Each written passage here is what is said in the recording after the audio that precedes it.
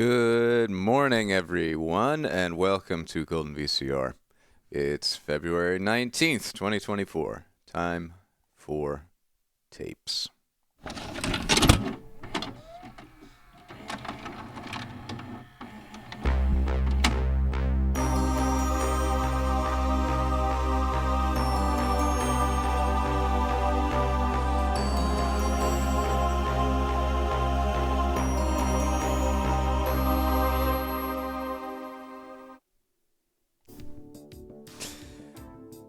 Hi, everyone. Oh, God, my hair has not dried. Welcome to the stream. How's everyone doing today? What are we watching? You have to tell me. Is it a Canadian holiday today?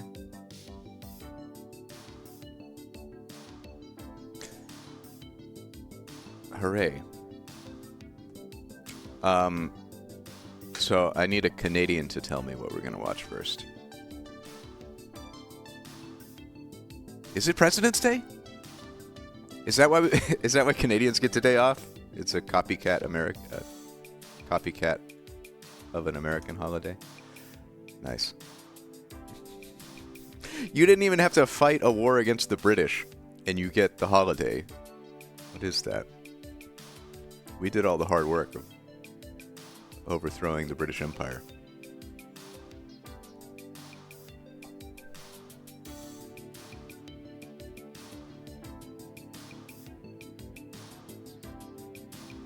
Sacred Spaces? I'm down for Sacred Spaces. Yeah, just to shout it out one more time, Jay Swick made a bingo thing. I don't know much about it because I don't want to influence the bingo. I have the power, I think, to make things happen on stream that might be on the bingo card, so I don't want to know what's on the bingo card. But if you want to check out that bingo card or learn how it works, you can join the Discord and check out the bingo channel that we have now.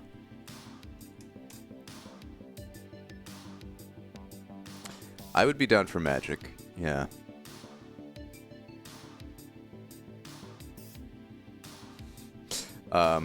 Let's take a look at... Let's first fix this.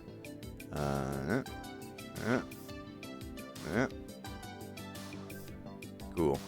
And let me open up my...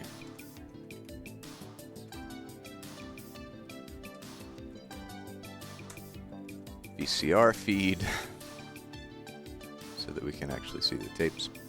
And let's pick a tape. Oh god, I still have not set up the stream deck.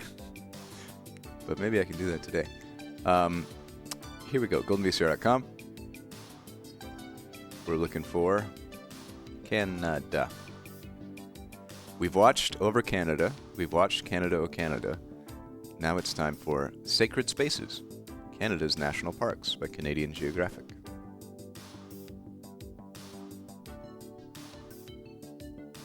This was sent in, of course, by the Bella Bunny.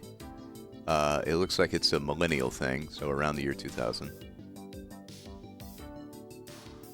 And 94 minutes. This looks chill. I'm into it. God. I appreciate everyone sending all the tapes. I have so many tapes now. There's a lot of tapes on the website. There's a lot of tapes in boxes in the hallway that I have not added to the website yet. There's tapes, I assume, in the post. Much appreciated. I just want you all to know, the more tapes I get, the higher the probability that for any given tape we will never watch it. I probably will throw out the Focus on the Family ones. We'll probably watch 10 minutes of one of them and then throw them all out. Anyway, let me go get Canada tape.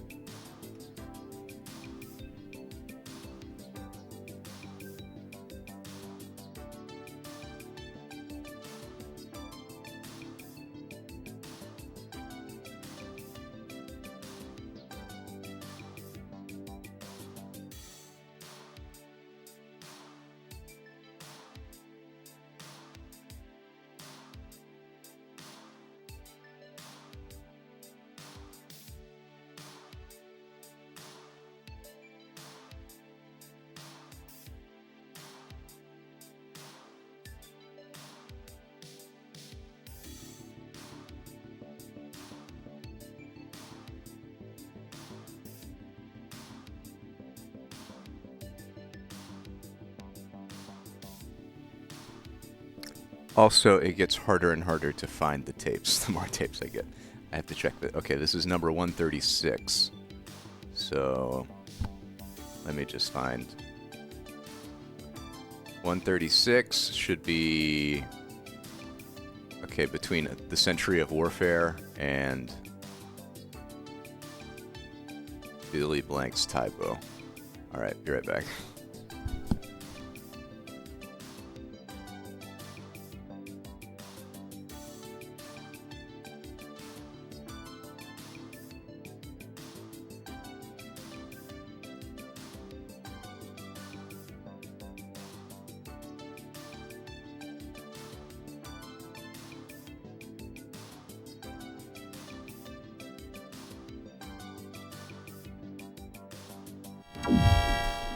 I found it. I found it. Canada's President's Day. A very wiggly Justin Trudeau. Is Justin Trudeau the Canadian guy? Still.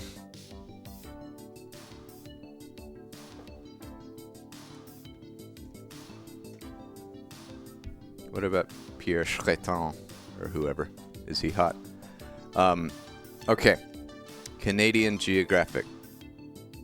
Sacred Spaces. I could read the back of this box, but let's just pop it in. The tape is... rewound.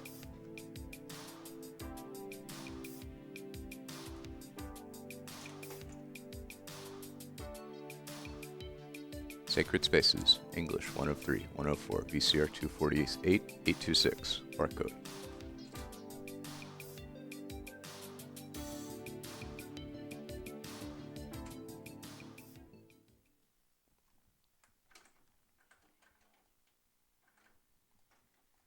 And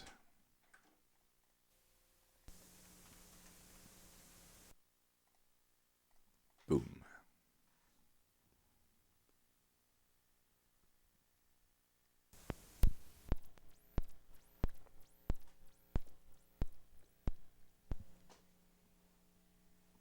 Canada's network of national parks stretches across this vast land, protecting a myriad of natural wonders and cultural treasures. Sacred Spaces, Canada's national parks, captures, for the first time ever, all of Canada's whatever. James B. Harkin, the first commissioner of our national parks, was one of the founders of the incredible park system we have today.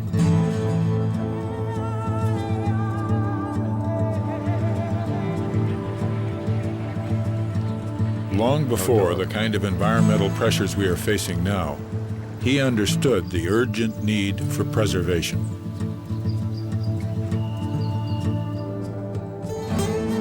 Man can maim, disfigure, and weaken nature, Harkin said, but once he has destroyed original conditions, he can never replace them. Each citizen of Canada, Harkin added, is the owner of one share of stock in our national parks. I like this Harkin fella.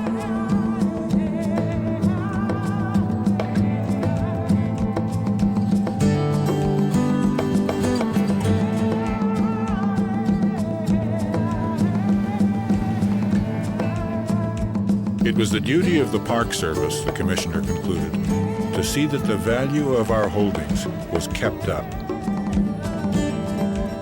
By and large, the Park Service has done just that.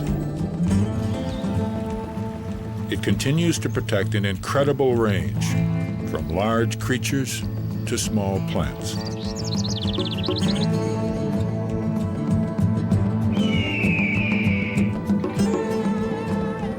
And the number of our national parks has risen 40% in just 2 decades, a good way to begin another millennium.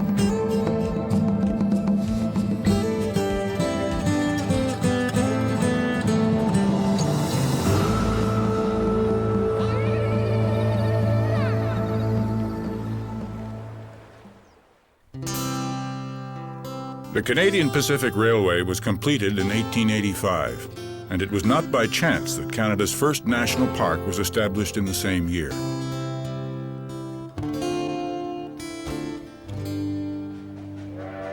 It was the railway's bold thrust through the Rockies that prompted the federal government to set aside 4 hectares of land near the right-of-way. This was the Banff Hot Springs Reserve, and eventually it grew into the Banff National Park we know today.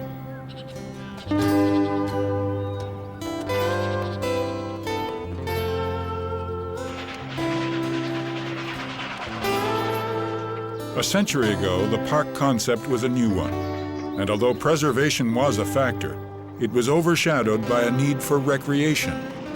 This meant civilizing nature for the use of visitors.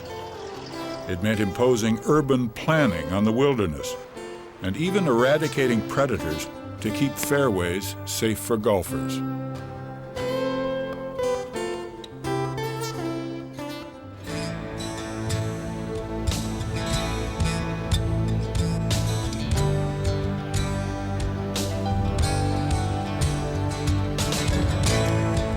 From this country club beginning, at noises our outside. national park system has grown to encompass 41 wilderness reserves. Parks which are now truly sacred spaces. Nowhere is this more evident than in the newest parks north of 60. As it looked like. Is north of 60 the 60th parallel? Or is that Canadian Highway 60?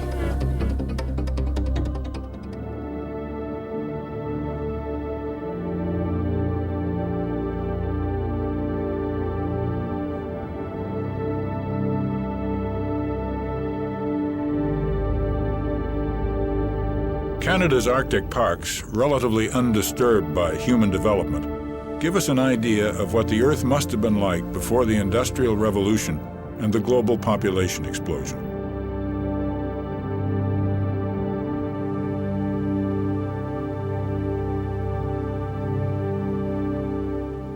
Oh, old Earth. I miss old Earth. Back before the Industrial Revolution, it was still cool. During the brief Arctic summer, the tundra teems with life. This is narrated by Uniquely Peter adapted species thrive in a landscape Peter with little Truman. human presence. Peter Truman. Peter Truman.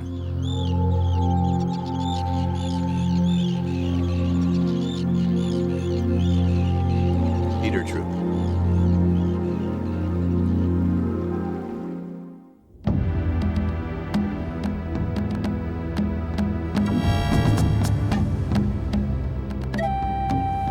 Sermilik means glacier in Inuktitut. Ponderous rivers of ice inch their way into the waters of Baffin Bay, creating the most accessible glaciers in the world. Is Baffin Bay where The Nunavut Land Claims Agreement made provision for the park, and Sermilik National Park Who's the guy? officially opened in 1999. the guy that tried to find the passage through the It Arctic? is our newest federal reserve and protects 3 separate areas on northern Baffin Island, Lord. including an existing migratory something. bird sanctuary on Bylot Island.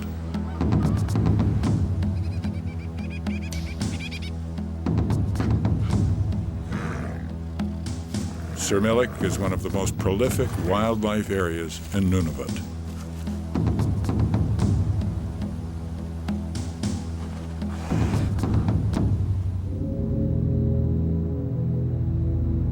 Lord Franklin. Established in 1976, Baffin Island's Ayuituk National Park Reserve was the first federal park Well, I guess inside Sir the Arctic Franklin. Circle. Stark granite peaks rise more than 2,100 meters above the sea.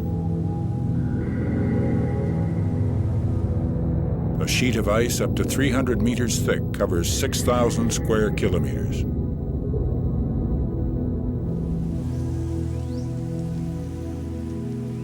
In the short summer season, Morning, Noah. most of Enjoy the park's mouse time. 300 or 400 hikers travel through Asayuk Pass, I a hope the mice enjoy learning 97-kilometer about trough, Canada. ice-free but rugged, through a landscape dominated by glaciers.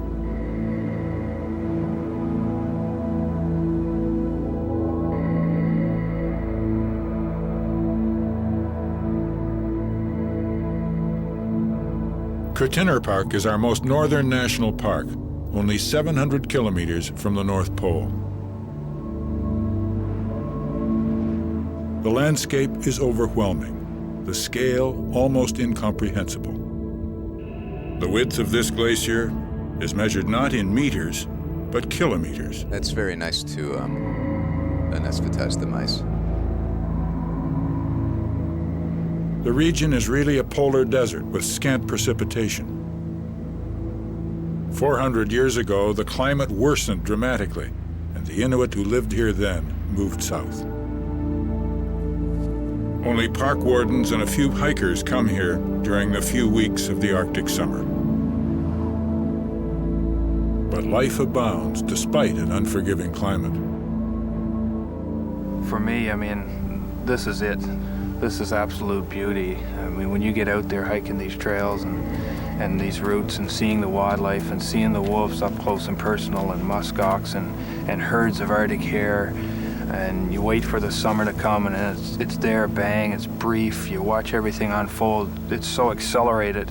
It's very fascinating and uplifting just to get in there and see that for the season and see how everything just flourishes so quickly. It's really nice.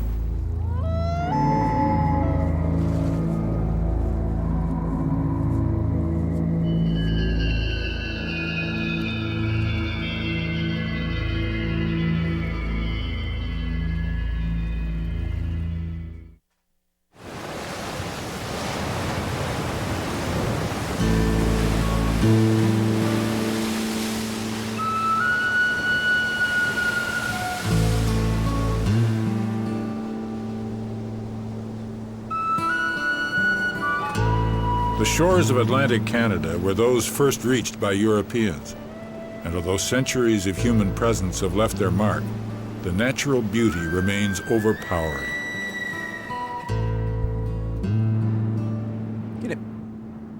Everywhere we are reminded of the geological forces that formed the Earth and that continue to shape the landscape.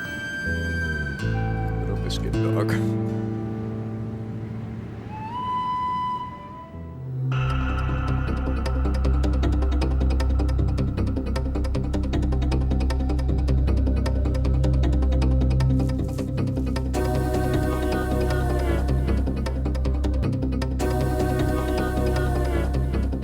This is not the music I was expecting, but I love it. Oh. I wanted more of that.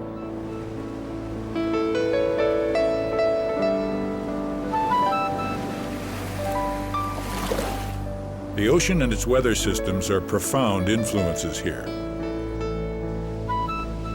Relentless natural forces have shaped the land and its inhabitants, both flora and fauna. All living things must adapt to the many moods of the North Atlantic.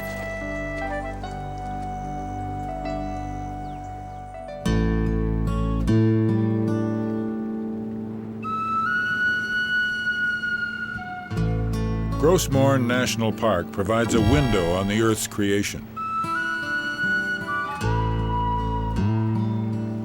The park's most prominent geological marvel is a striking plateau known as the Tablelands. Once it lay beneath an ancient ocean, a part of the Earth's crust and upper mantle.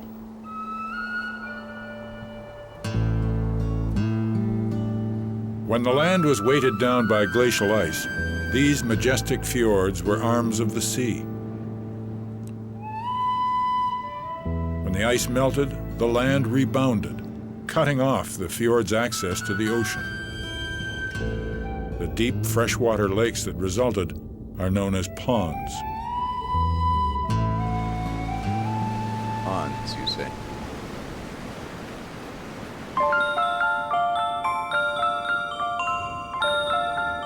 More than 800,000 people visit tiny Prince Edward Island National Park each year.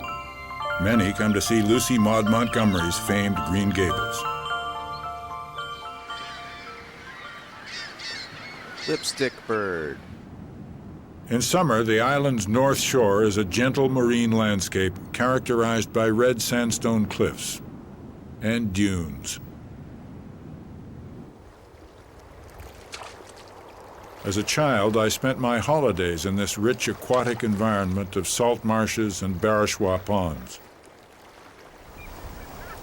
The park's most cherished resident is the tiny endangered piping plover, who nests on the open shore.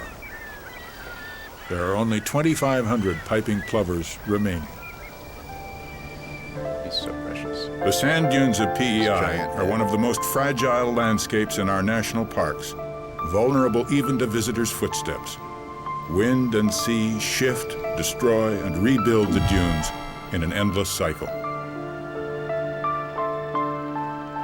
That's him. That's our boy.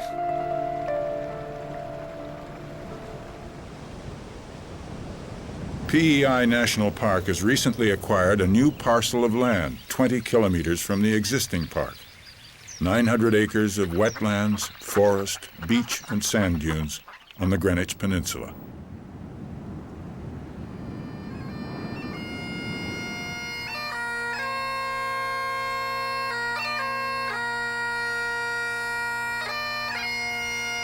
Oh, a bagpipe in Nova Scotia. The rugged northern section How of Cape apropos. Breton Island was first settled by Scots and Acadians, and there is pain and suffering in the histories of both peoples.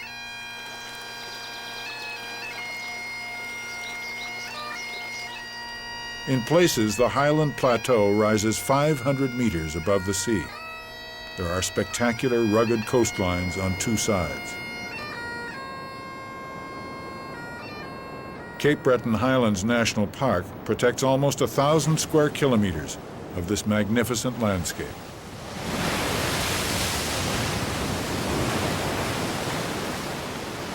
The panoramic Cabot Trail encircles the park. Many visitors come here again and again to drive the famed highway.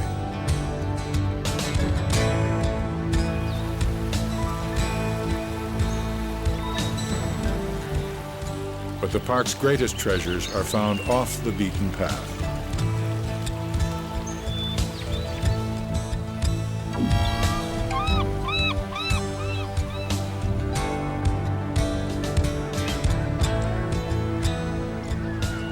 The towering tides of the Bay of Fundy rise and fall over 5 stories every 12 hours or so, moving 100 billion tons of water.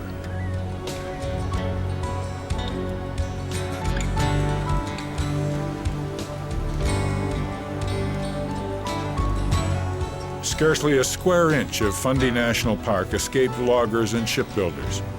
Its stream beds were scoured by log drives, and much of what is now park was settled by farmers and fishermen. But it still has natural treasures.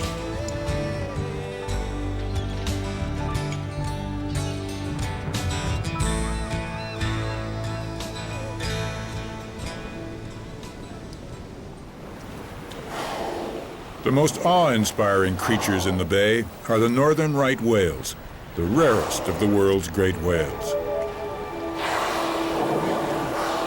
Probably only a few hundred of the original 200,000 northern rights escaped the whaler's harpoon. 200,000 whales.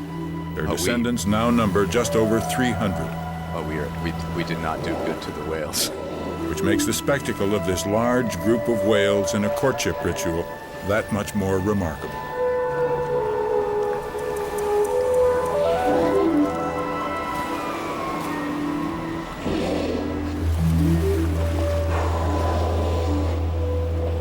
The males rubbed the whole length of their flanks against the female and jockeyed to be in the right place when a white-bellied female rolled over into the breeding position. Oh no, that's not what you We were asked for. so close we could hear them and smell them and That's in taste their fact essence even in the worse. mist. Don't worry, he's gonna sting that guy with his poisonous whale tail.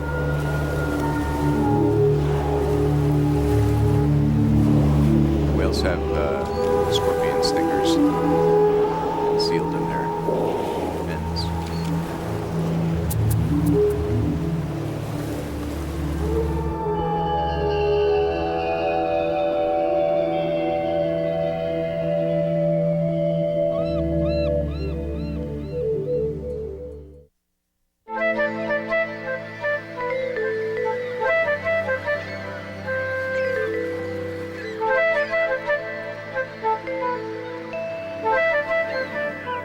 Together, the national parks on the shores of the vast North Atlantic make up a tiny portion of Canada. But this is a place where many different habitats converge and bring a wide variety of species together. Are you done? You want down?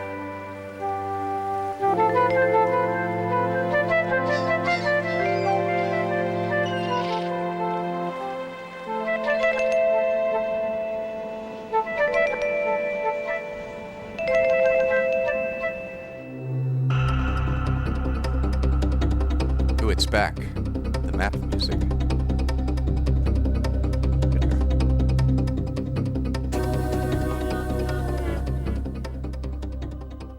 That song. Marine and terrestrial environments merge on the ocean shore.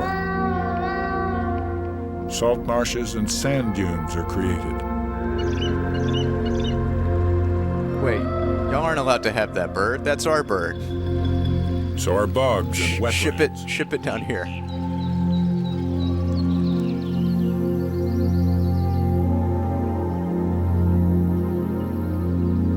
Inland, there are rich forests and clean lakes. Well, just for that, we're going to steal all your beavers. For such a small area.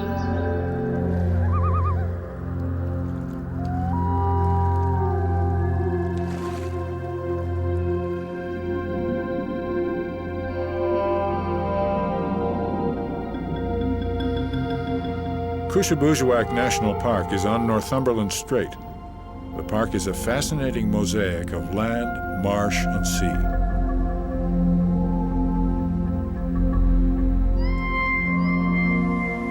A 25-kilometer chain of barrier islands shelter Cushabujuac's sandy beaches from the elements.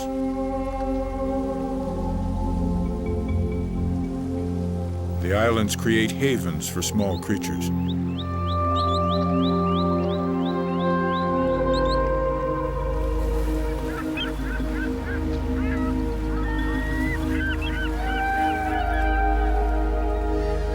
A huge colony of terns thrives on the variety of habitats and abundant seafood.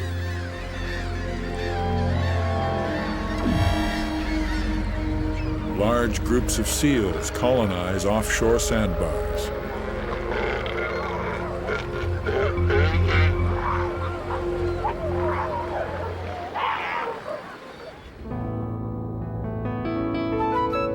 Wait, did I miss seals? Or were those sea lions? Terra Nova National Park is on Bonavista Bay. Much of the park has felt the weight of a human presence. It covers 400 square kilometers of land and salt water. Yes, you can do Terra Nova's trademark Fingers of the Sea are ocean bays that reach deep inland. Ghost of It is a rare and unique environment. whatever the hell you Thick forests grow right down to the see. Atlantic shore. to get a ghost for 200 points. The waters are further enriched by the upwellings of nutrients created by melting icebergs.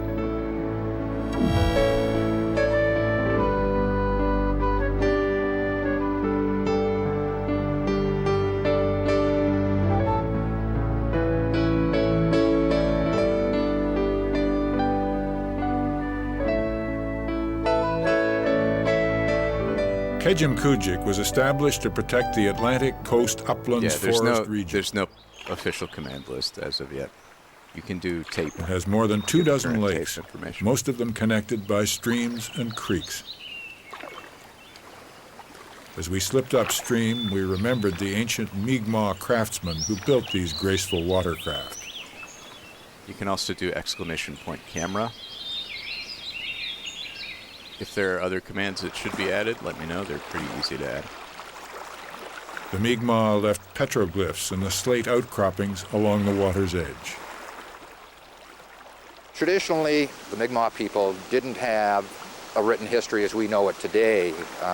Their history was oral, and a lot of the accounts that we see on these rocks are just an extension of that oral history. We have 484 images, say for instance ships here, that we can tie into different time periods. We have a style of European dress here as well.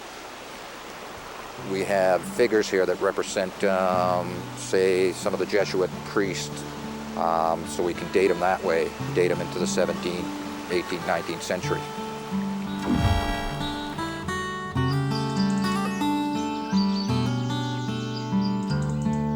Oh, it's so beautiful. It's a whale Over the with like past a 4,000 Call years, of Duty the gun climate skin here on has it. remained relatively warm, while the surrounding regions have cooled. As a result, southwestern Nova Scotia, and Kejimkujik in particular, is a refuge for the greatest variety of reptiles and amphibians in Atlantic Canada.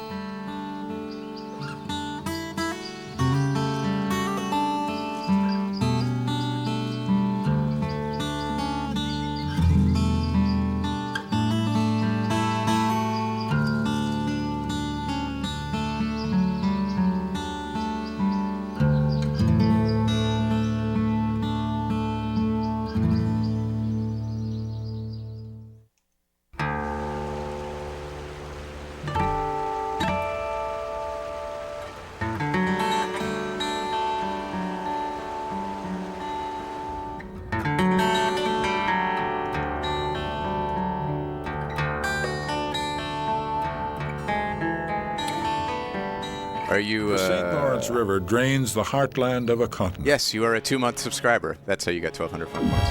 It pours 500,000 gallons per second into the Atlantic Ocean, more than any other North American river.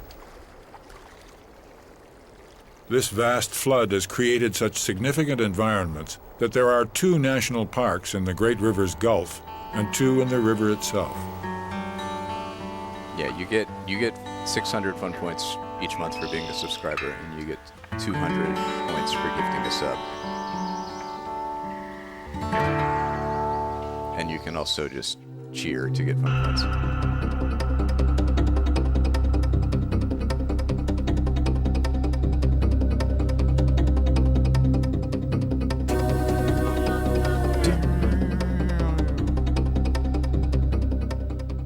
That's a great, like, Super Metroid boss theme.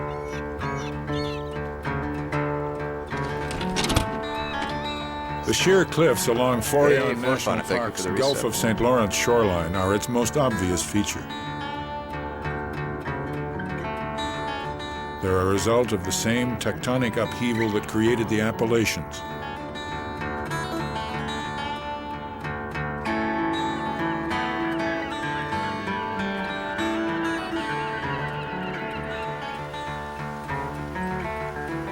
Oh, excellent. I'm excited to get him in.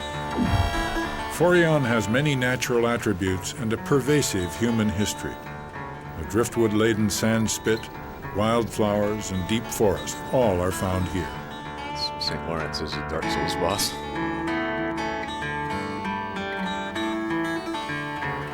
Fields, once cleared by early settlers, are partially overgrown. If there's a word to describe Forillon, it's diversity.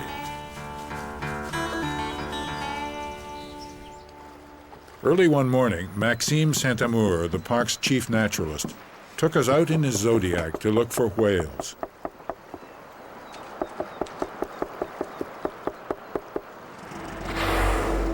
As if on cue, a humpback came to the surface and slid beneath our rubber boat. I was seeing a whale not just on the surface, but also below it.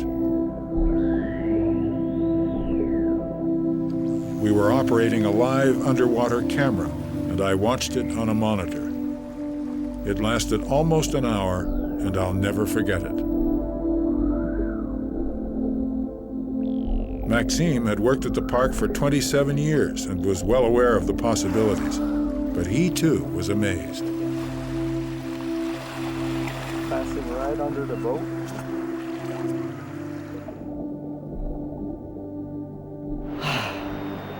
We just saw a 45-ton humpback whale, and it just came so close to this boat. I can't believe that we had this chance.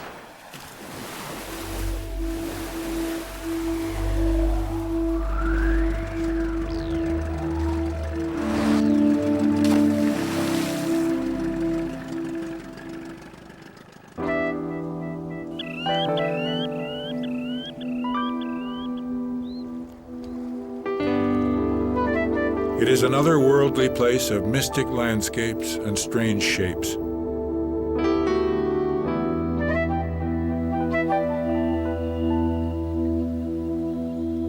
Seabirds abound because of an abundance of nesting sites on the islands and the rich Delicious feeding muffins. grounds.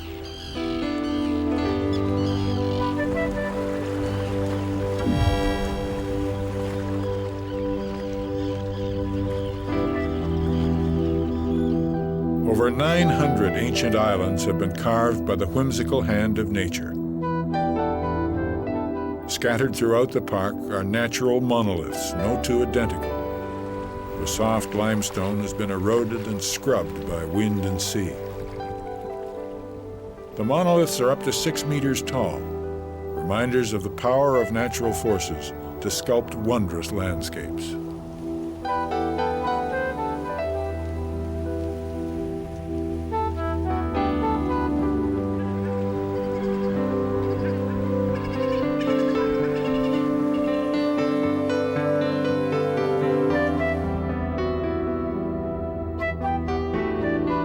In the Saguenay-St. Lawrence Marine Park near Tadoussac, what's underwater is protected. The confluence of the mighty St. Lawrence and its tributary, the Saguenay, is clearly visible from the air. The nutrients stirred up by the churning currents make this place one of the great summer feeding grounds for whales.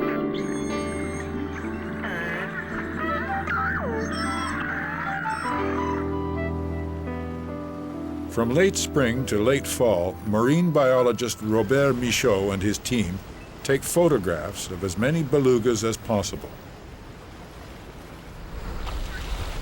They are identifying individual whales and assembling their histories.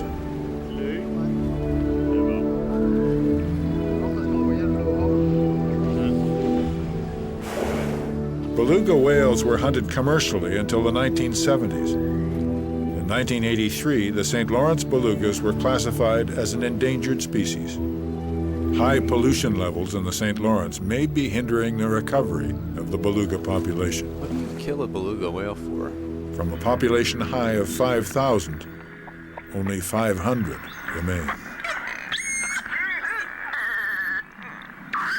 Their conservation status is now listed on Wikipedia as least concern. These animals behave like intelligent So animals. hopefully that's good. They have curiosity and they come to see you quite often, and they don't gain something Although maybe they're specific still by that exchange. endangered in the These St. animals Lawrence just come tributary, and I play don't know. around your boat. So this free exchange gives them some kind of aura that I like.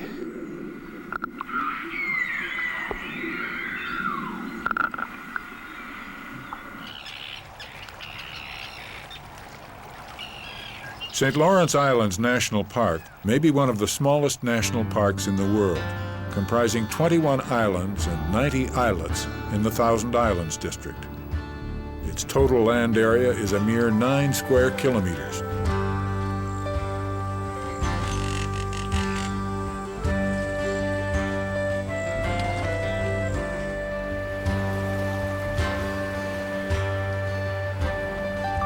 Geologically, the park is on the Frontenac axis.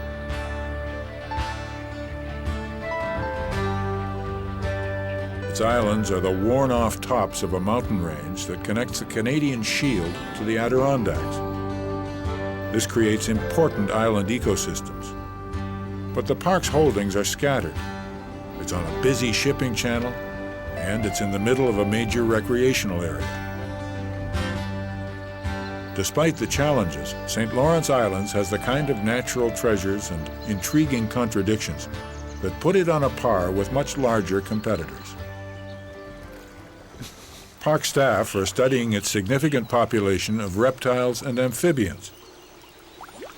I'm sure Leica would love it if there were a treat command. They are reliable indicators of the larger ecological picture and the health of the St. Lawrence River environment. But what about Tape Boy? Shouldn't the treat command give a treat to Tape Boy?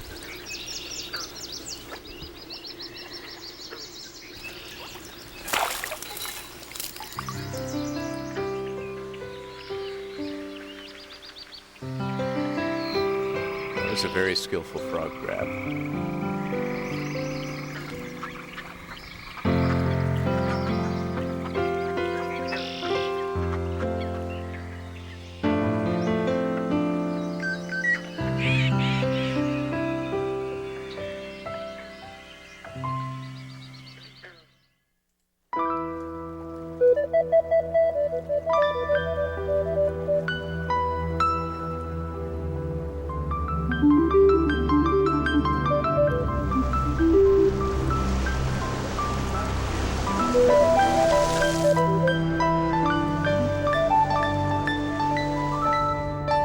The 5 Great Lakes are the largest repository of fresh water in the world, and that has always attracted settlement. Today, the Great Lakes area is both home and playground to a large proportion of the nation's population.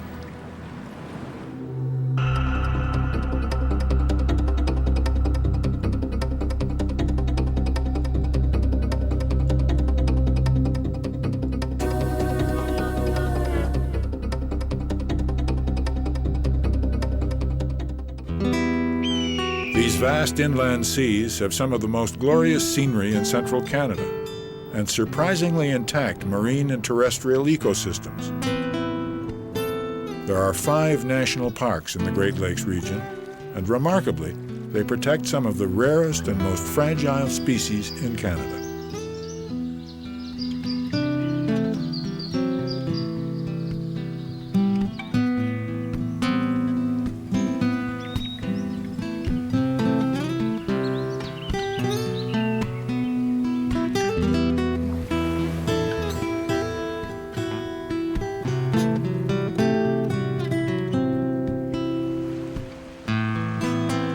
Painter A.Y. Jackson called Lake Huron's Georgian Bay a region of great beauty and fierce contrasts.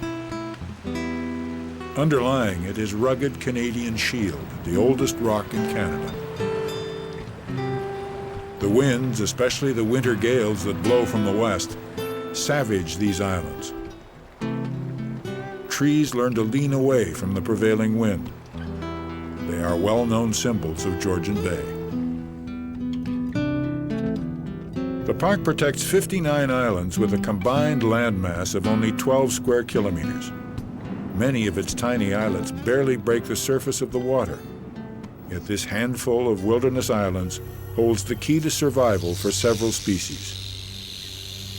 I had an idea Eastern for Tape Massasauga Boy rattlesnake just now. is a victim of habitat loss and human fear.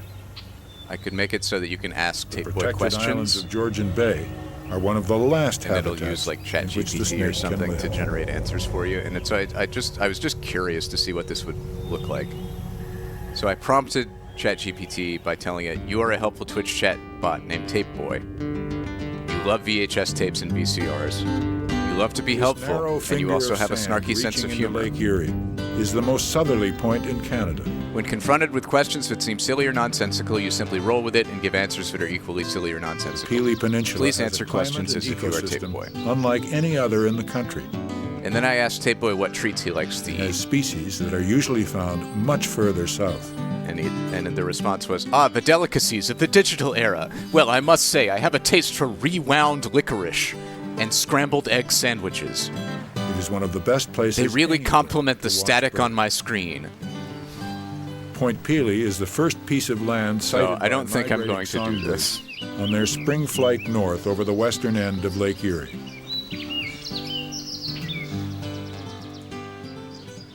It is located on 2 migration flyways.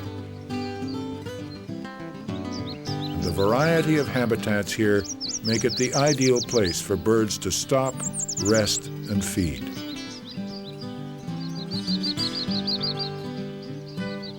This little park is a place of surprises and subtleties. Fittingly, perhaps, the smallest creatures are the most celebrated.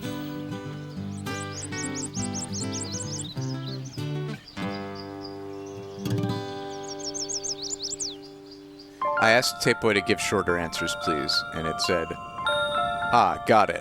Well, I'm all about munching on rewound licorice and scrambled egg sandwiches. They're my go-to The treats. waters of the Great Lakes have always been treacherous for mariners. Some vessels just disappeared.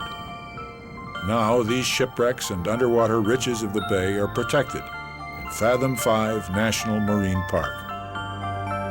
I will ask Tape Boy to please recite. Fathom 5 includes 9 main islands, the lake bed, and the water itself.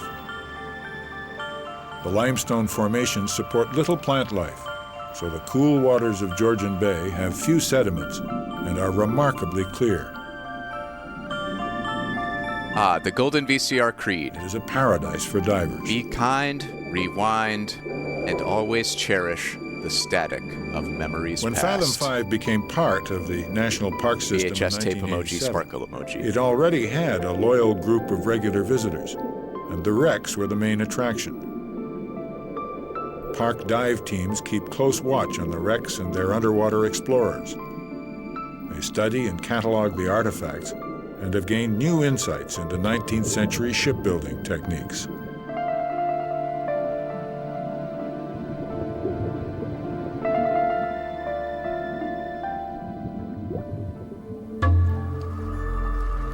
Bruce.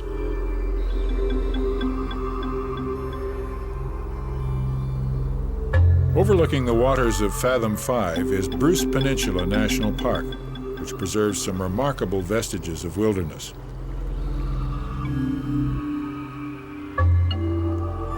Rock is the dominant feature in this region.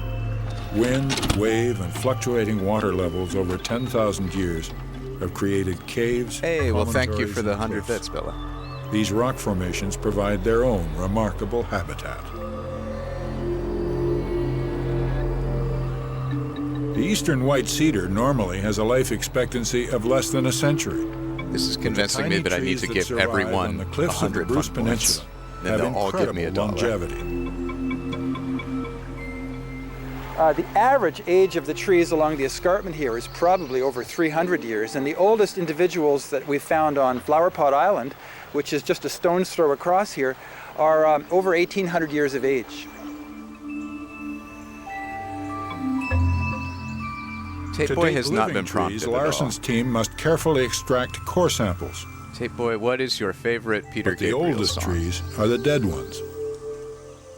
Some of the wood samples that we have radiocarbon dated at the bottom of the cliff go back to 100 or 200 years before King Tutankhamun reigned in Egypt. And the wood that we're talking about is not wood that falls to dust when you pick it up. You could take this wood to a sawmill and make it into a picnic table if you wanted to. I mean, it's so little decomposed. Ironically, these cliffside cedars, the oldest forest in eastern North America, are within a few hours' drive of Canada's largest city. Poor Swiffer Sweeper. Hey, Z-Fan, thank you for the resub.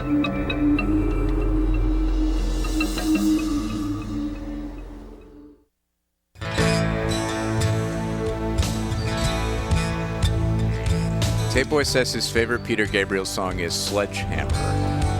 It really hits the rewind button on my nostalgia. And it took like a solid minute for him to come up with that Expanses answer. of forest cover much of Canada's interior.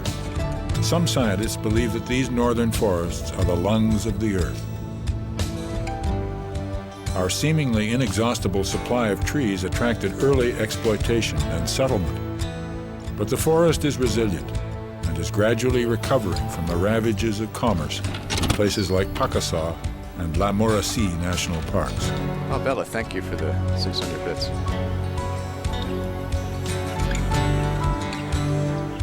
Fun points are fun. They also support the channel, so I thank you all for your subscriptions and cheers.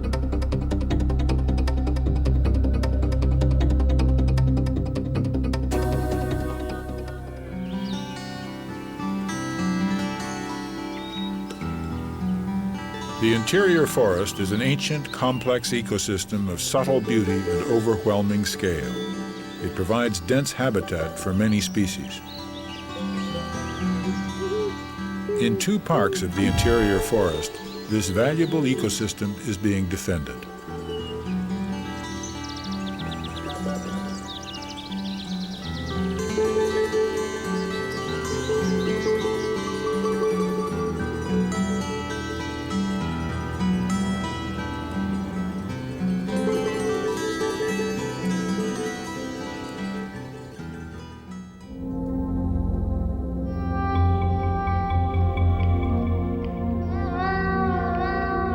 most accessible feature of Pakasaw National Park is its 130 kilometers of Lake Superior coastline. But most of the park is dense boreal forest. Ooh, don't worry. Logging has had some impact here. Bella, I gave you a refund for that one. Life cycle it didn't give you anything like Peter Gabriel. It is essential for regeneration and growth. Ooh, now that's Peter Gabriel right there. This stand of balsam fir has been thinned by a recent fire. Sunlight breaches the forest canopy. That's my favorite Peter Gabriel. On the ground, new growth takes root.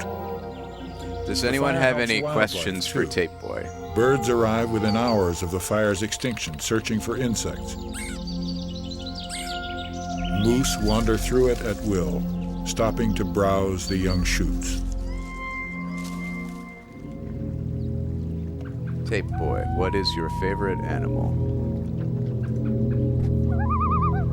La Mauricie lies in a transitional zone between the southern St. Lawrence lowlands and the northern boreal forest. More than 30 tree species are part of the my favorite animal? That's easy.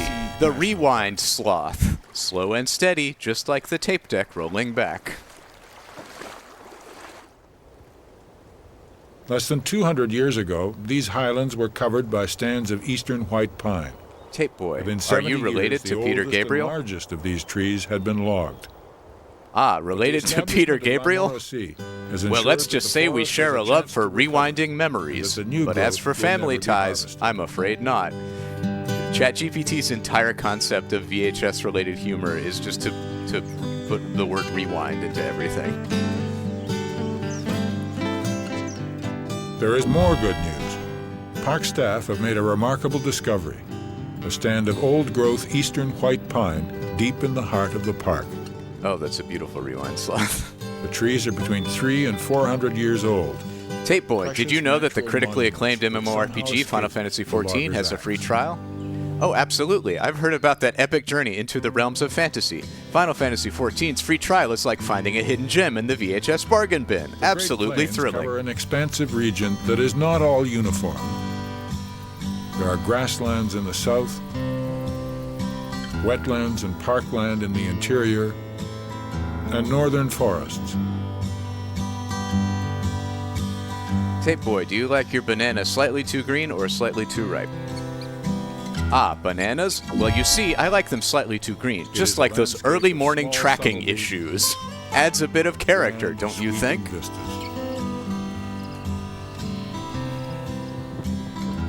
It was historically the best and most densely populated wildlife habitat in the country. Tape Boy, what is it like to work for Alex? Oh, working for Alex? It's like being on a never-ending marathon of rewinding tapes. But hey, it keeps me sharp and in tip-top VHS condition.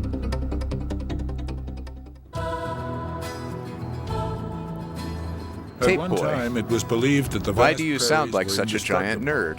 But when the railroads pushed west, they brought ranchers, homesteaders, and townspeople. Well, my friend, when you've spent Today, as the much time grassland nestled among the ecosystem magnetic is the most particles of endangered VHS in Canada. tapes, as I have, you much tend of to its pick up a wildlife thing or two has about vanished. nerdiness. But hey, nerds make the world go round, don't they? Nerd face emoji, tape emoji. In the national parks of the plains, however, wildlife and habitat are protected, and some indigenous species are thriving. Tape Boy, why do people not rewind their tapes? The eternal question. People not rewinding their tapes. Well, some say it's a sign of the times. Others blame it on the hustle and bustle of modern life. But hey, that's what Tape Boy is here for, to remind everyone of the lost art of rewinding. VHS tape emoji, recycle symbol emoji. After seeing mile upon mile of open Manitoba prairie, the human eye is not ready for this low, wooded escarpment. Riding Mountain National Park is a forested island for wildlife that could no longer survive in the cultivated Tape Boy, zone that surrounds do you it. have any siblings? The Siblings. mountain is actually a plateau that rises only 756 Well, let's just meters say I've above got sea plenty of tape cousins scattered around in dusty basements and park's forgotten forest attics. provides cover for an But as for estimated direct 5,000 siblings, it's elk. just me, the one and only Tape about the Boy, same tape number emoji, of robot moose? emoji. That's a very good moose. The mythical cryptid moose.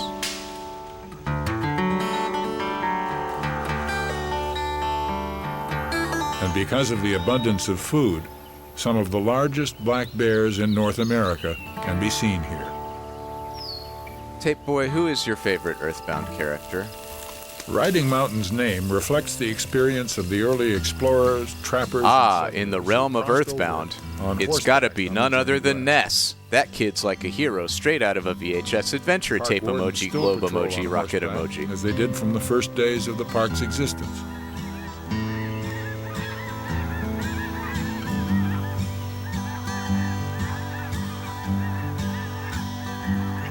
Even today, the best way to experience much of the park's backcountry is on a horse. Tape Boy, what is your favorite type of bell pepper? Bell peppers. Well, I'd say my favorite type is the rewind red bell pepper. It's vibrant and adds a splash of color to any tapestry. Canada's mixed grass prairie is Tape still in emoji, its bell natural emoji, state. pepper emoji. Grasslands National Park protects a portion of this rare ecosystem. The black-tailed prairie dog is at the northernmost limit of its range here. In Canada, it is found only in and around Grasslands National Park. Moose. They live in tightly knit social units, and their colonies are unmistakable. Tape Boy, what nation would you love to Raised rule over? mounds give the animals lookouts ruling from over which a to nation? survey the neighborhood. Well, I'd say the kingdom of VHS Landia, where the rewind reigns supreme and the static sings. Tape The last emoji, documented crown record emoji, of castle a emoji. Canadian-born swift fox was in 1928. I'm really getting It is the annoyed by smallest Tape of Boy the now. North American wild dogs, and the park has been reintroducing them. Tape Boy, what is your favorite film genre? Oh, my favorite film genre? That's a tough one, but I'd have to say it's classic sci-fi. Nothing beats the thrill of exploring distant galaxies and rewinding through time. Tape Prince emoji, Albert rocket National emoji, Park is a movie refuge clapboard for emoji. hundreds of species of birds and animals, and a retreat for Canada's first celebrity conservationist, Grey Owl, who lived in a cabin on Adjuan Lake. Tape Boy, what is your favorite Taylor Swift era? Taylor Swift eras. Well, I'd have to say it's the Fearless era. It's like the golden the age of early VHS 1930s, tapes, full Grey of Owl nostalgia was known and around timeless the world. charm. His Several books were emojis. bestsellers. That He guy gave looks like Weird speeches Al. to royalty and focused attention on Canada's parks. When Grey Owl died in 1938, Canadians realized he was not a native at all, but an Englishman named Archie Bellany. He and his cabin in Prince Albert became an embarrassment, and the work he did for wildlife and conservation was almost forgotten. Oh, did this guy Rachel Now that our Dolezal? environmental consciousness has been raised, there is renewed appreciation for his message. How about that? Once again, Grey Owl is becoming a focal point for wildlife and conservation. People realize that his words and his work were in earnest, and when you come to visit this park, you have an opportunity to become a little bit closer to understanding what that all meant. Tape Boy, if you could rewind time itself, how far would you go back? If I could rewind time itself? Well, I'd go back to the golden age of VHS, where every rewind felt like a journey, and every tape held a story waiting to be told.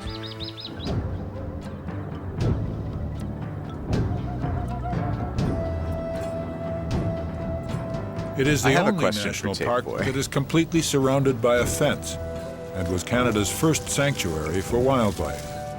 Today, it's a haven for over 3,000 large mammals.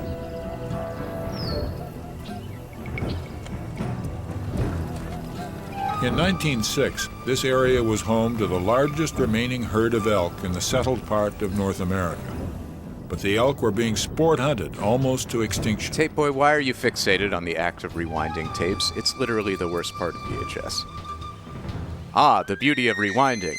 Well, you see, it's all about embracing the journey, my friend. Sure, it might seem tedious to some, but to us tape aficionados, it's like taking a trip down memory lane with each click of the rewind button. Tape emoji, rewind emoji, sparkle emoji. A 2.5-meter wire fence was built around the park to keep the hunters out and the animals in. Tape Boy, For do you have a almost nemesis? century, the fence has helped to provide A nemesis, you habitat say. for elk, deer, and moose. Well, let's just say there's this pesky little thing called tape Elk Island decay, National Park has always been the trying to last crinkle my refuge for edges and some mess with my endangered tracking. species, But hey, including every trumpeter hero needs a swans worthy adversary, right? and wood and plains bus. Ugh.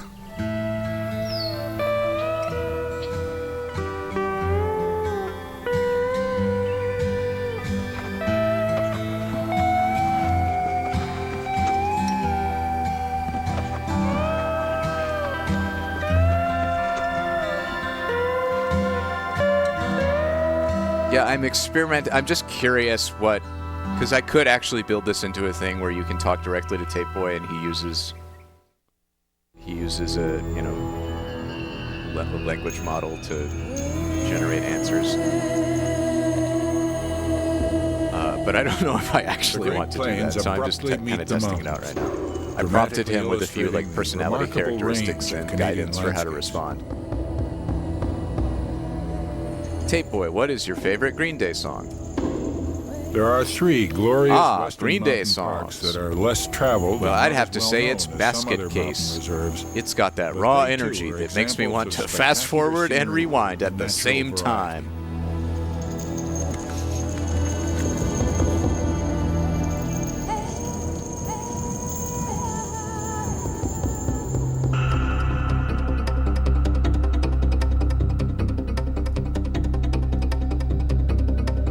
Was the Taylor Swift answer not basic? I don't know anything about Taylor Swift.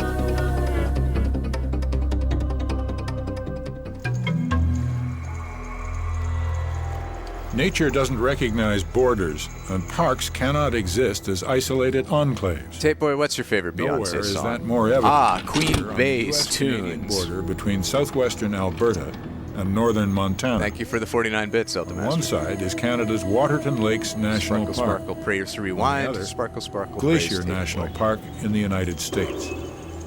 Without this man-made reminder, it would be impossible to tell where one ends and the other begins. Do people call Beyonce Queen Bay? Like, It is one Rocky Mountain Park by some standards. Waterton Glacier International Peace Park, the world's first park oh, you're with not going to dual like the citizenship, basic answer was here. designated in 1932. It is a special Queen place, Bay's tunes. recognizing a unique relationship between 2 countries and one ecosystem. Well, I'd say it's Single Ladies Put a Ring on It. It's like the anthem for all the independent tapes out there. Tape emoji, engagement ring 400 emoji. glaciers cover more than 12% of Glacier National Park. Visitors are surrounded by the jutting peaks of the Selkirk Mountains. We can turn our attention back to the tape. In winter, avalanches thunder down the mountainsides at speeds of up to 320 kilometers an hour. I feel like I'm being very disrespectful to Canada right now. Lying in their path is Rogers Pass, the main transportation corridor to the west. To keep these crucial road and rail links open, the pass is monitored by one of the most advanced avalanche control programs in the world. Rogers Pass averages about 10 meters of snow each year. When the data indicates avalanche hazard is high, the road is closed. A detachment of the Royal Canadian Horse Artillery brings out a 105mm howitzer and trains it on an unstable area of snow. Fire! This was my favorite part of skiing in Colorado, just hearing constant explosions from the ski patrol doing avalanche control. Most avalanche experts take one look at this area and cannot believe that we can operate a highway through it year-round. I love how you Given the factors literally of just bombed the snowfall mountain. And the steep, narrow valleys. Take one look and it looks like an avalanche gallery. It looks impossible to keep open year-round, and we've been able to do that consistently for almost 40 years.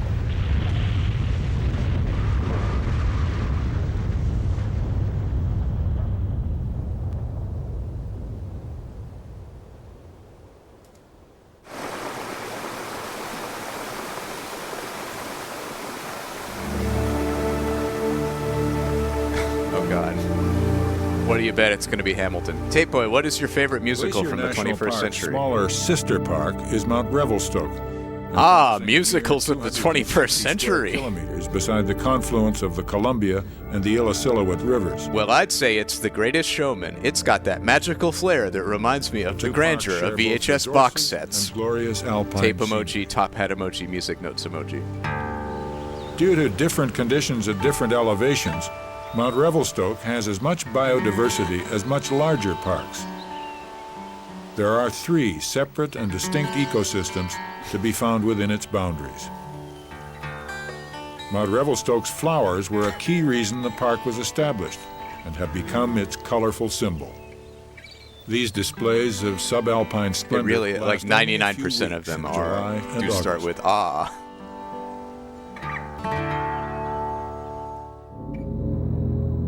Canada's northern tundra and barrens may seem harsh and unforgiving. However, the landscape can be deceiving. Its biological treasures may not be obvious to the casual observer, but they are here in abundance. Let me just look at the API pricing for this.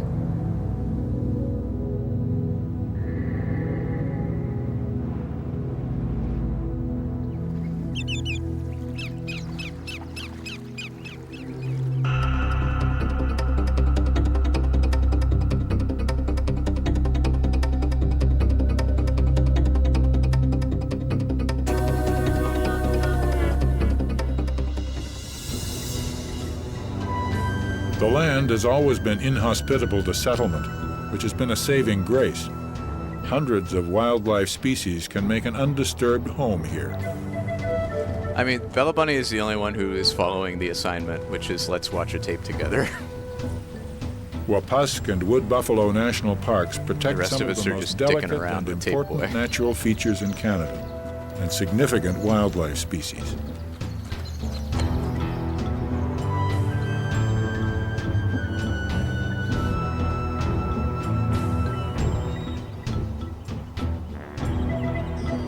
Tape Boy, what do you think of Korn? Not the band Korn, just Korn. Hudson Bay. Korn, the golden kernels of the earth. Of Manitoba. The bears come off the ice floes for the summer, Ooh, that's a fat bear. with seal meat. Well, let's just say I admire its versatility. Just like a trusty VCR, it can be popped, grilled, or boiled to perfection. Tape emoji, corn emoji. And there is a profusion of new life.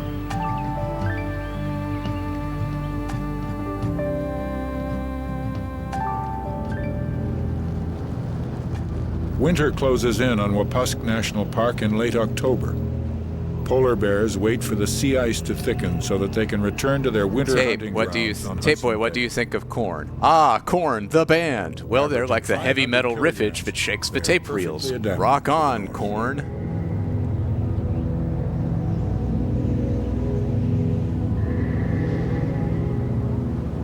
They can smell young seals under 3 feet of snow from more than a kilometer away.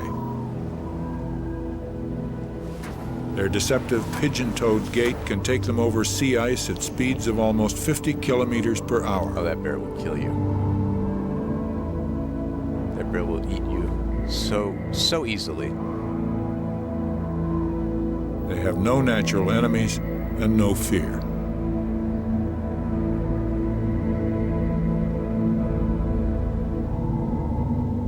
He does look very precious, but he is fearless and bloodthirsty.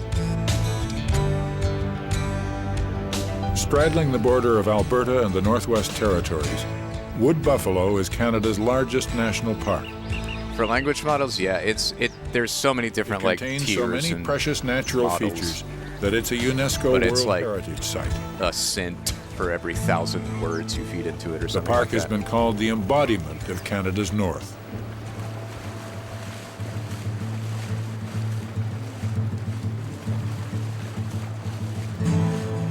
At its southern end, Wood Buffalo protects one of the world's largest inland freshwater deltas, the Peace Athabasca.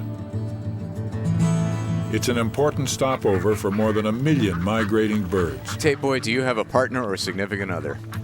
A partner in rewind crime, you mean? I've never seen so many Well, let's just waterfowl say in my one heart place belongs before. to the static of the VHS world. Wood buffalo has I am dramatic married to examples of the powerful Video interaction Christ. of rock and water, the most extensive gypsum karstland in the world.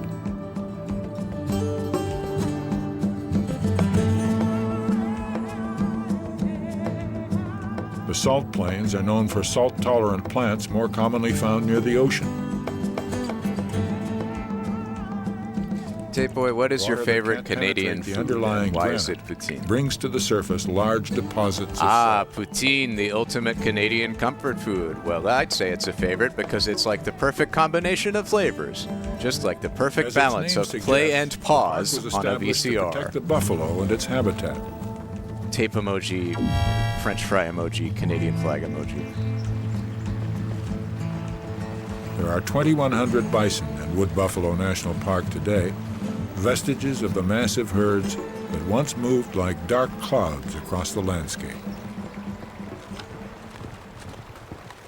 Tape Boy, have you heard of our Lord and Savior Donut Man? Ah, the Donut Man, you say? Well, I must admit, 1941, I haven't had the there were pleasure only of meeting him 21 personally, wild but if whooping he's spreading the cranes in joy the of world. donuts, he's got my full support. 1954, Donut emoji, raised hands 13 emoji. birds were discovered nesting in the heart of Wood Buffalo National Park, and they made ornithological headlines. By 1999, the wild whooping crane population breeding here had reached 180 plus. It is one endangered species story with a relatively happy ending.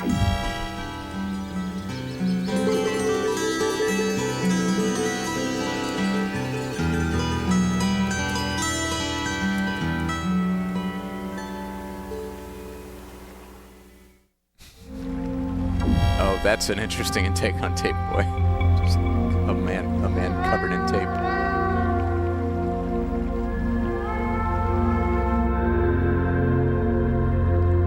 The Arctic is a land of unparalleled Is that splendor, poutine or just harsh climate and remarkable wildlife. a box of raw onions?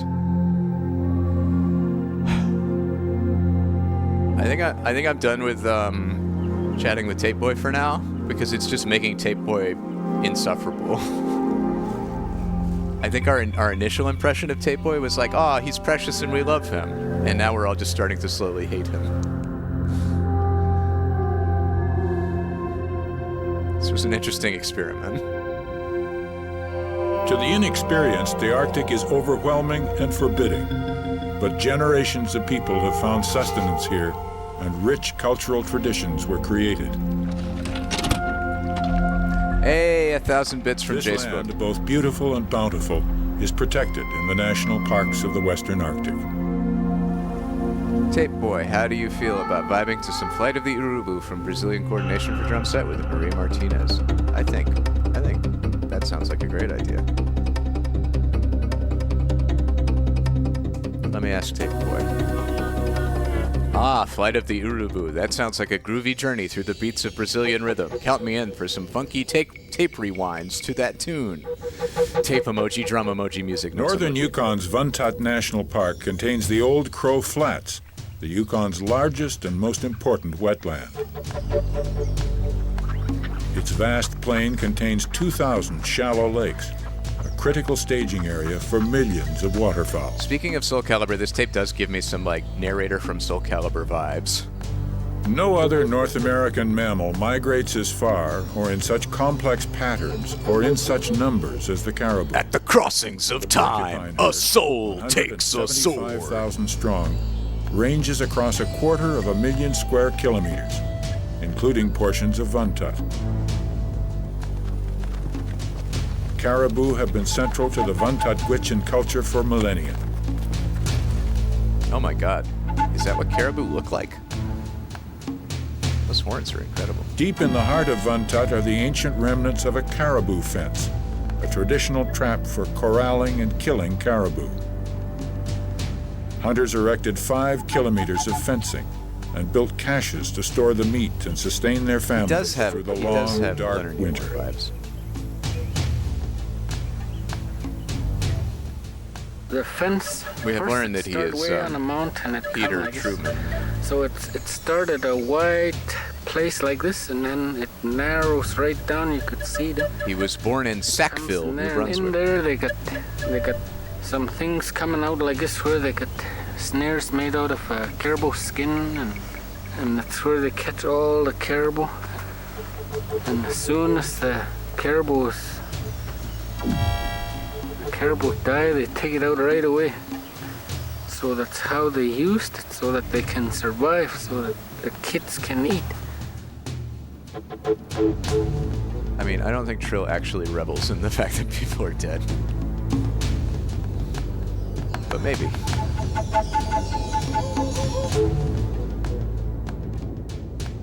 think it's more just an observation.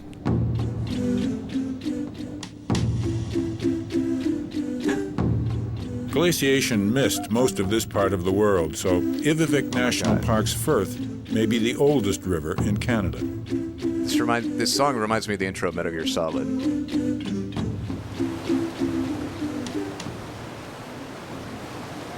Almost all visitors come to raft down the Firth's 130 kilometers of navigable water. Wardens patrol the river regularly.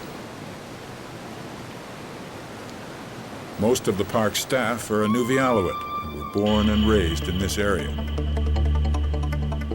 As the Firth River gets closer to the Beaufort Sea, the water changes character.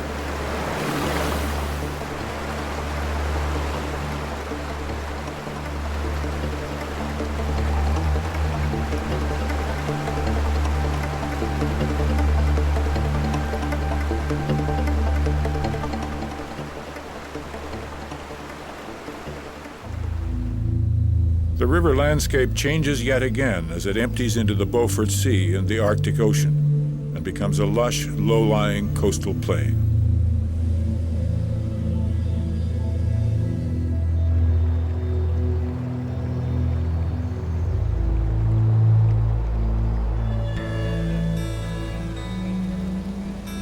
Ivivik National Park on Banks Island in the Northwest Territories represents the western Arctic lowlands natural region.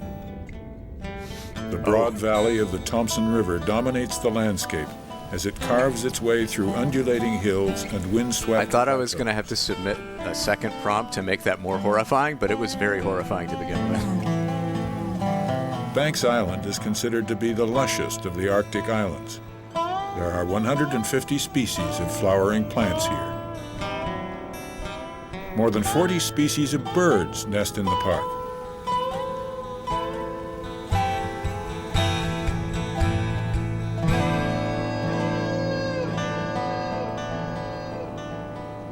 The muskoxen on Banks Island were near extinction during the first half of the 20th century. A ban on hunting was imposed, and their population has exploded. Remarkably, there are now over 65,000 muskoxen on the island. They're so big and fluffy.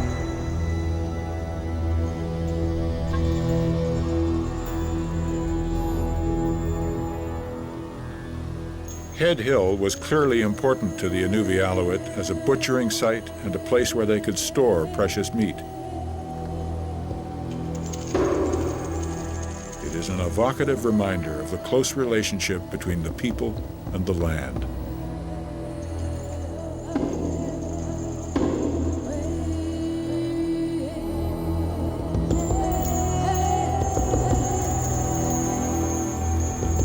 Those are some big spines.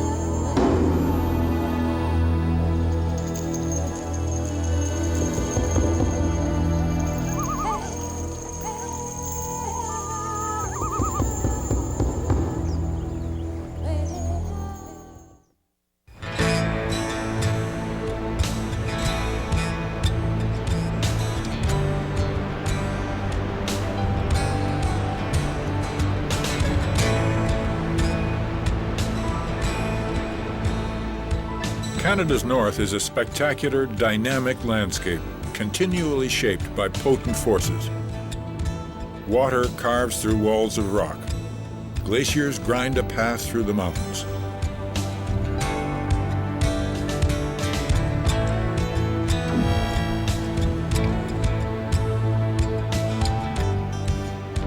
In Tuktuk Nogai, Kluane, and Nahanni National Parks, the ancient forces that created the Earth are still in evidence today.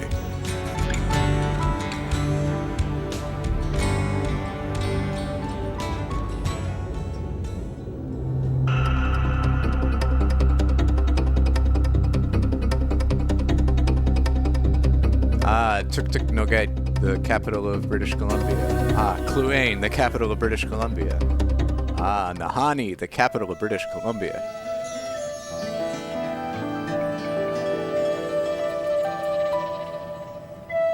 Established in 1998, Tuktuk-Nugget National Park, our 5th largest, protects a herd of 100,000 caribou.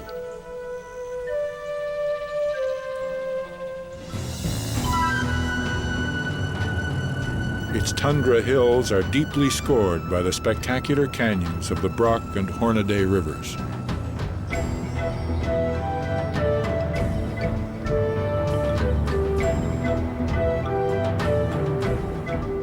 The river's sedimentary rock is shale, dolomite, and sandstone, a combination which produces multicolored layers on the canyon walls.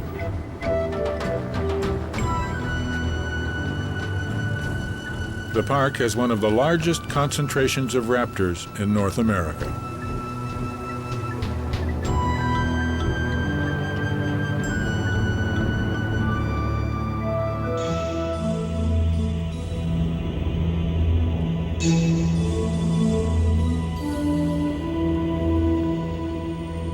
This is some of the least accessible terrain this side of the moon. Kluane National Park in the southwestern corner of the Yukon has the heaviest concentration of great peaks in North America. Ice is at the center of everything here. Kluane has the largest non-polar ice field in the world. The water locked in the ice is roughly equivalent in volume to the water in all the lakes and rivers of North America. Lowell Lake is filled with bergs which calved off the Lowell Glacier. Oh, Tape Boy, he's so handsome. When you look at this region as an ecosystem, his vacation it's all suit. based on the ice. There, nothing lives without water. So the entire ecosystem starts with the ice fields. That's the storehouse of water that feeds the lakes and rivers, that creates the green belt. So you can't have one without the other.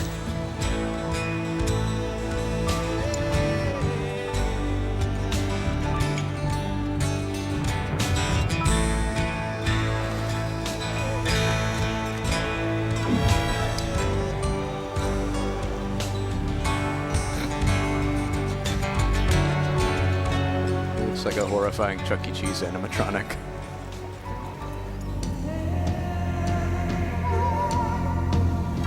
Nahanni National Park Reserve protects the lower two-thirds of the Northwest Territories' famed South Nahanni River. It is a place of great beauty and rarity. Water is the molding force here, creating extensive sinkholes and cave systems.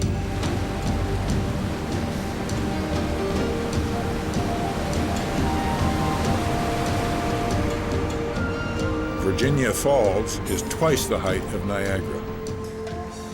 The towering canyon walls inspire and awe river travelers hour after hour. No wonder the Nahanni was named the first World Heritage Site. The river itself is the ultimate test for paddlers.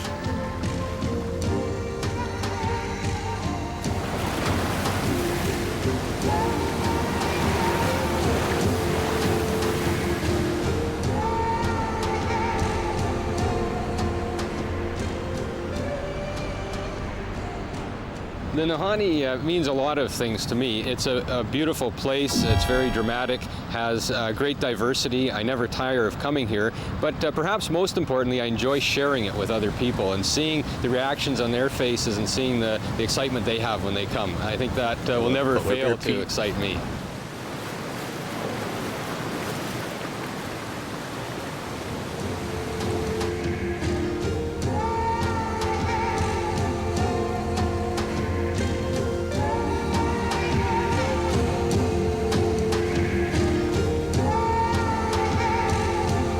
Please don't make Golden VCR your first spending priority.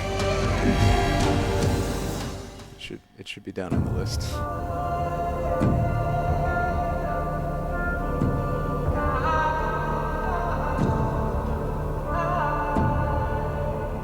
The western bastions of the continent are shaped by Pacific rollers all the way from Japan.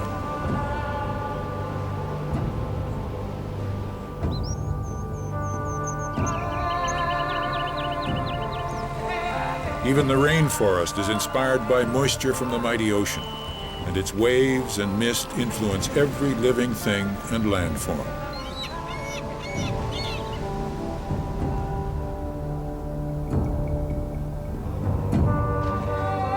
Guayhanas and Pacific Rim National Parks are also the beneficiaries of this environment. It supports an abundance of animals and plants and has provided bountiful sustenance and artistic inspiration for the peoples of the coast. Oh, nice.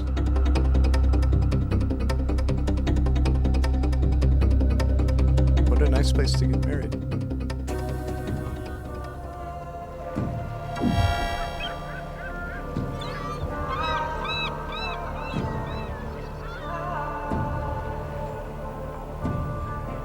This place has everything, great beauty and all that is needed to sustain life.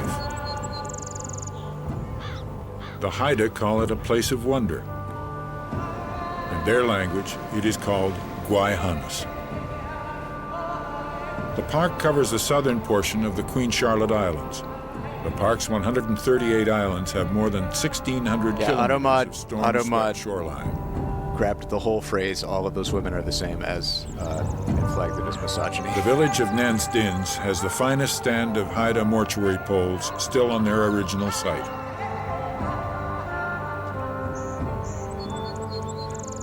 Yeah, I mean, the sentiment of, like, oh, all of these people of the one ethnicity look the same is misogynistic. Poles are carved. Pointing out that an AI has done that is not misogynistic. They weigh up to 4 tons and stand anywhere from 4 to 14 meters high.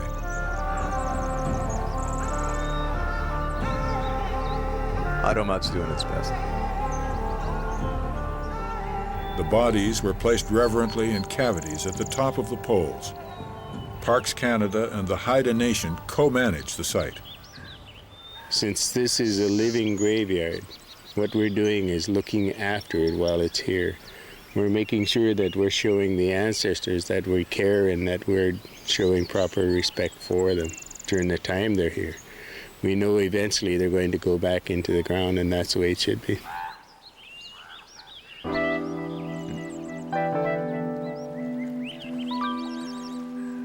The beauty of Guayhanas is evident at every turn, around every island and inlet. But there is more. It also has a glorious underwater world, dense with complex, interconnected life forms.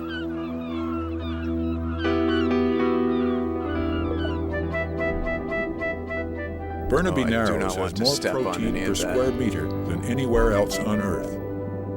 A Guayhanas Marine Park component has recently been added to the existing protected area.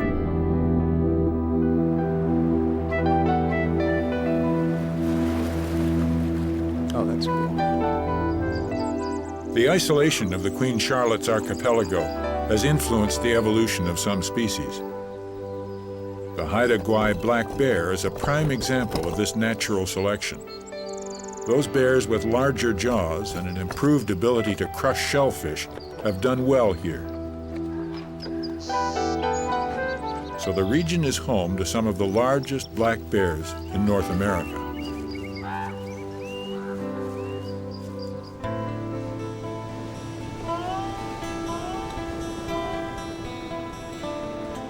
Pacific Rim National Park covers 130 kilometers of dramatic coastline. The park is made up of 3 components. Long Beach, which might be considered Pacific Rim's front country, is swept by the vast reaches of the ocean. It is 11 kilometers of white sand, accessible rainforest, and life-filled tidal pools.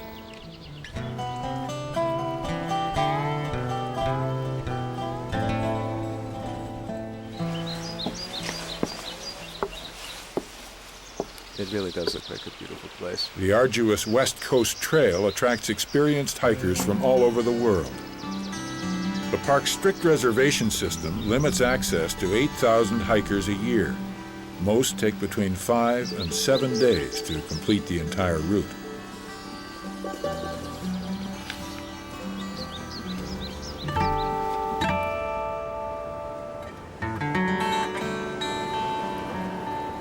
The Broken Group is a wind-swept cluster of 100 rocky knolls and islets in the center of Barkley Sound. Hey, The Gorat, thank outermost you for the islands sub. are fully exposed to the force of the Pacific Ocean. Paddlers and other boaters seek shelter in a labyrinth of inter-island channels.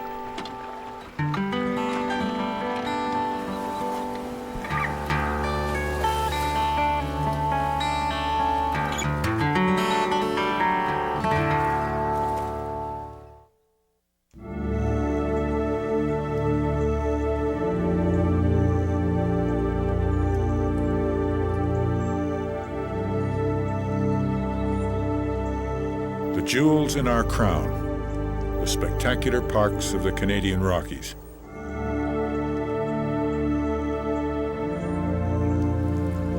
For the smallest creatures and the largest predators, these parks continue to provide habitat for precious wildlife.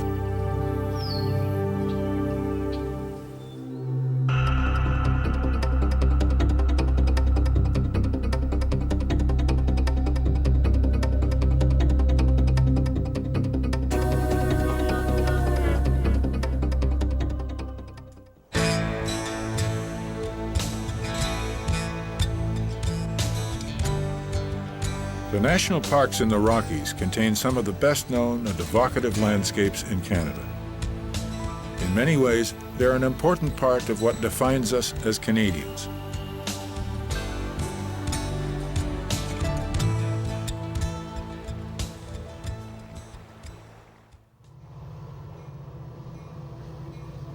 Yo-ho.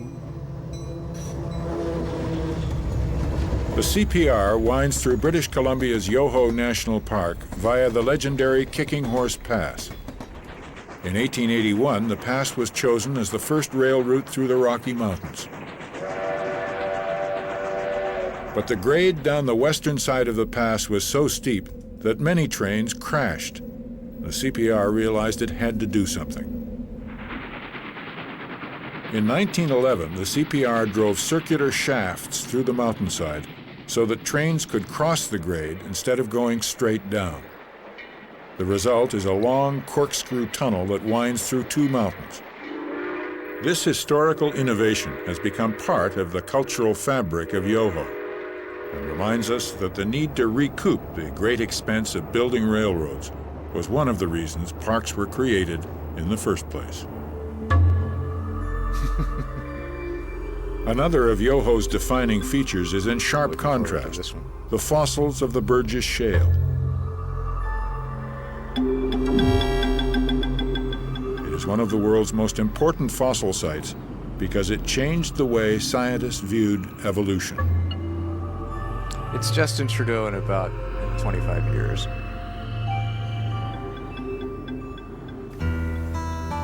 Polar Bear Pete, of course, is immortal. It is just south of the busy Trans-Canada Road and Rail corridor, yet Kootenay has an air of being off the beaten track. It is less known and less traveled than its Rocky Mountain neighbors. The park has dramatic changes in both elevation and climate. Have you been here too, There's a Bella? surprising diversity of vegetation and landscape. Kootenay is a monument to the tortured workings of the Earth's crust. The red of the Red Wall Fault is the result of rich deposits of oxidized iron. Iron oxides are also a key ingredient at the paint pots, where they stain the earth a deep ochre color. The so-called pots are cold, iron-rich mineral springs that form pools at the surface. The Kootenay people used the ochre to paint pictographs, their faces, and their teepees.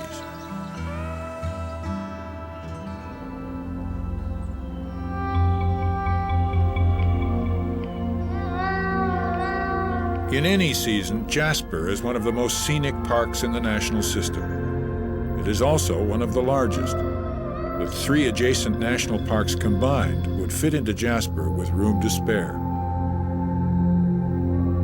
The dynamic powers of rock and ice that formed the Rockies are still the dominant forces that shape Jasper today.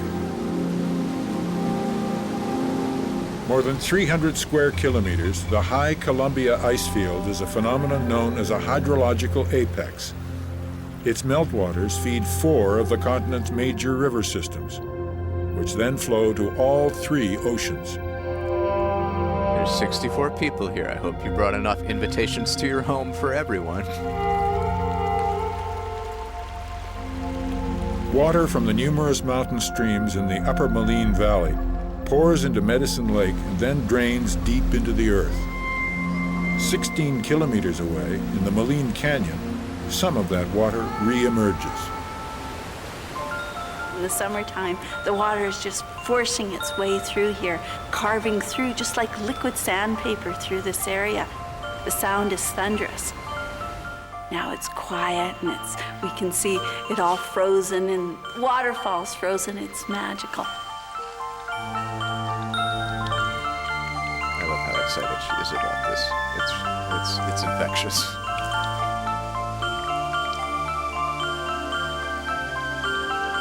The last time Haley and I were in Minnesota, or in Wisconsin in the winter, we went to the Minnehaha Falls in Minneapolis. They were frozen.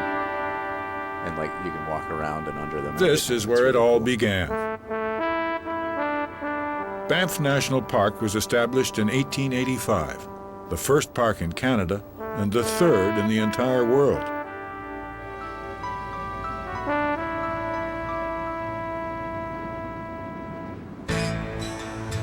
Today, 5 million people visit the park each year, while another 3 million simply pass through on the Trans-Canada Highway. Yeah, Banff is Most of probably those the who only one I've stop heard stay of in the town as of an Banff, American. where they can find themselves competing with the wildlife for the desirable valley bottom.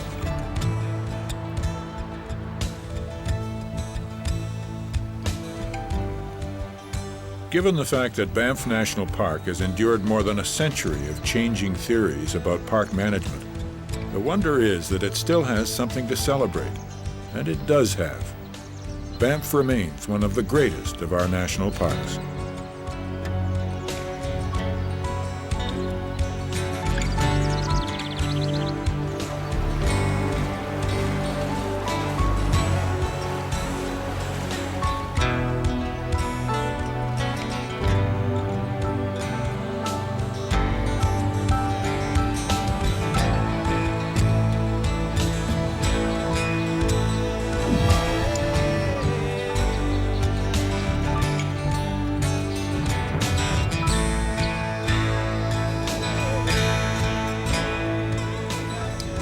Although our thinking about parks has come a long way, some things remain the same.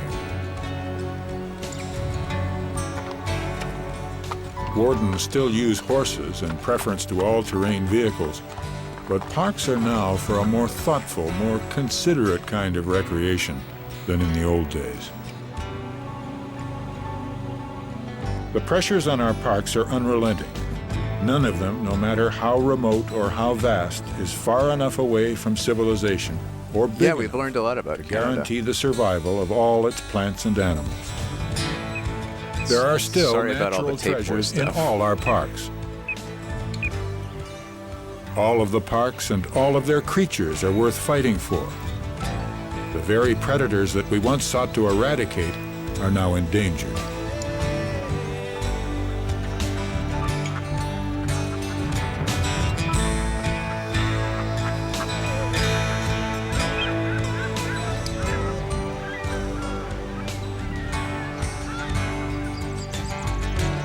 No park and no wild place can completely escape the effects of unrestrained growth and development in the rest of the nation.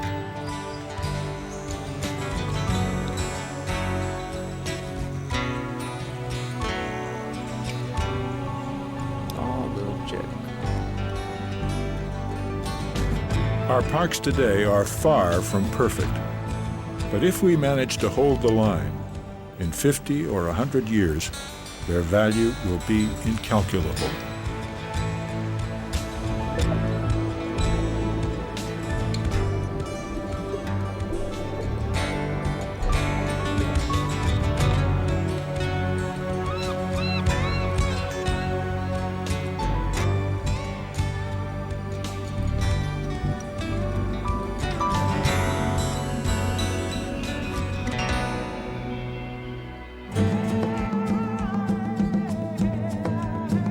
was great. There truly is a lot of natural beauty in Canada.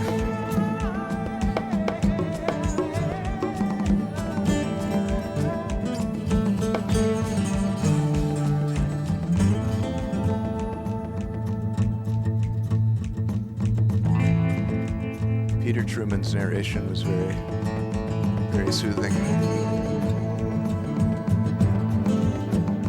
The like pro-conservation message of the tape was great. Though they do not necessarily reflect the official views of the government of Canada.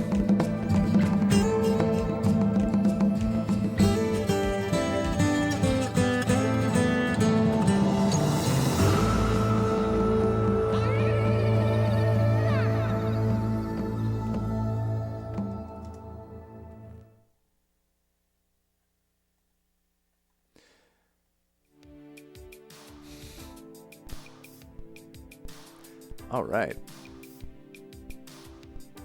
We did it. That was Canadian Geographic Sacred Spaces, Canada's National Parks. The Tape Boy loves emojis.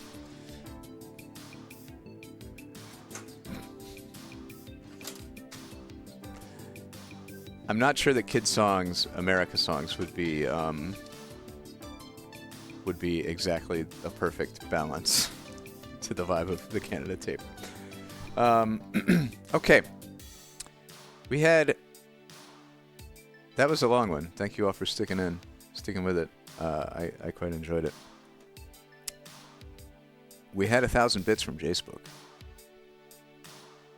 requesting via Tape Boy some Flight of the Urugu. So let's do that. And then also I have another thing I want to share real quick that I found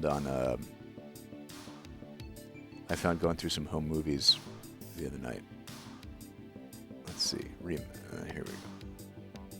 Let's see, where do I add the drums?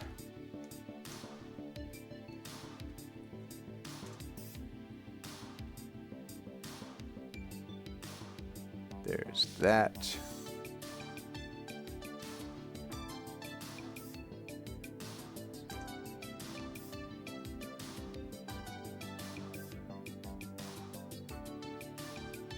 Okay, courtesy of Jacebook. Let's do it.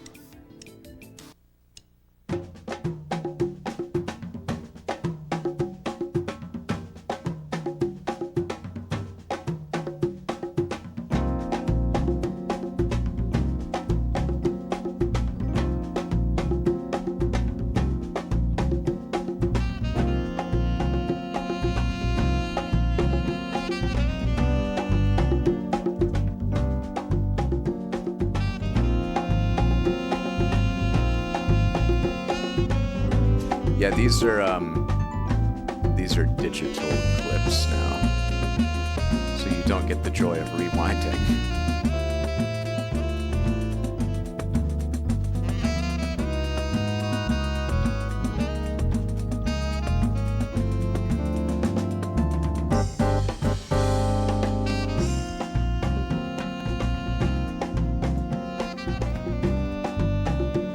Yeah, these are the songs that are clipped at the moment.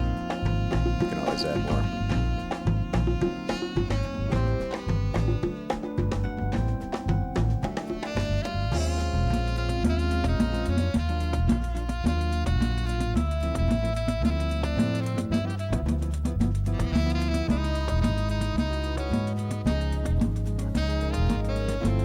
We do have a lot of kids' songs now.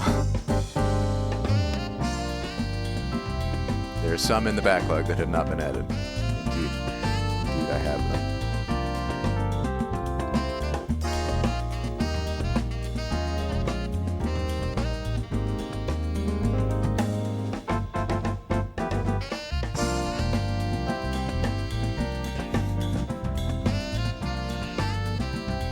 The C.W. McCall song.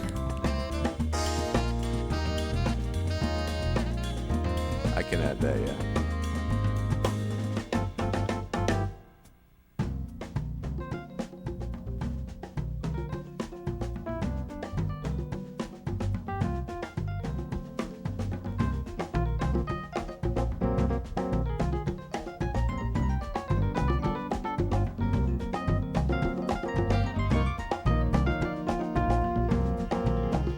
Eyewitness theme song is definitely deserves to be up there too. Yeah.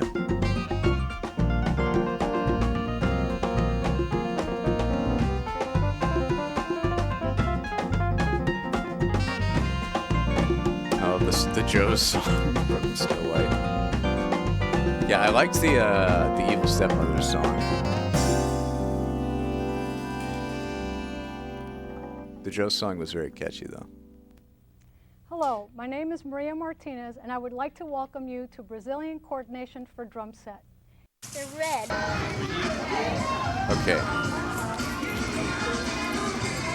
I just wanted to briefly share this because I thought it was cool. This is footage of my brother's 6th birthday party at Showbiz Pizza, which was very, very similar to Chuck E. Cheese.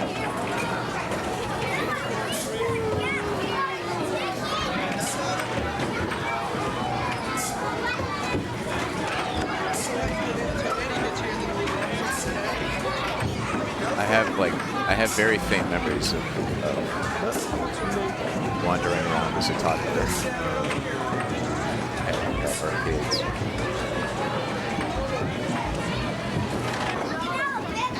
Yeah, this location became a Chuck E. Cheese later on.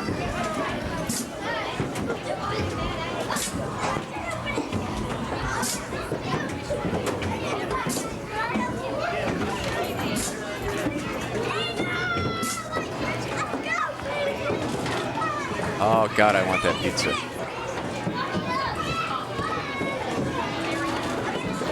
There's me in the red.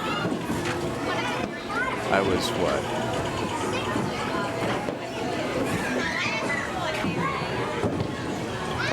Almost 2.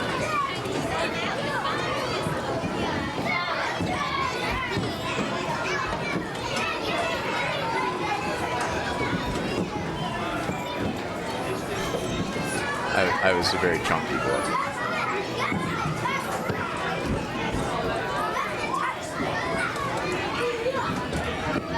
Okay, Noah, enjoy the sounds of children screaming in 1990.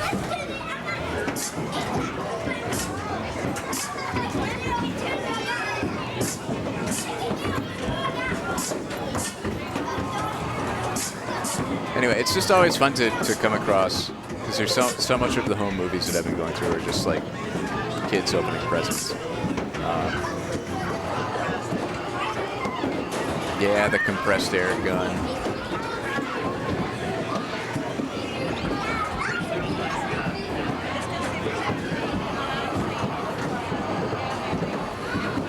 But occasionally you run across stuff like this, and I'm just like grateful that my dad decided to get shots of like the Teenage Mutant Ninja Turtles arcade cabinet and stuff.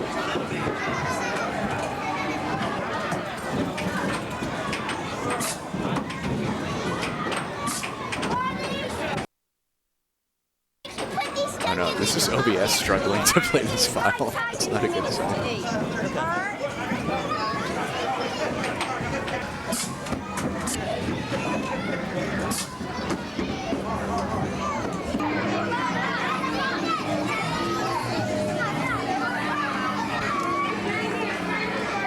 Anyway, what are we going to watch next?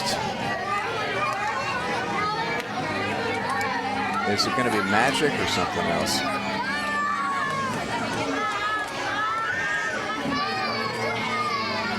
How long is magic?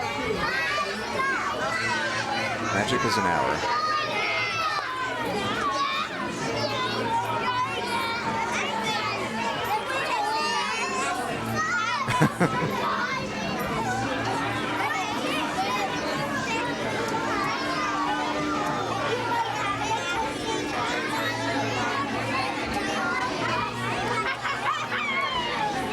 Tape Boy does not have the context of knowing what the tapes are.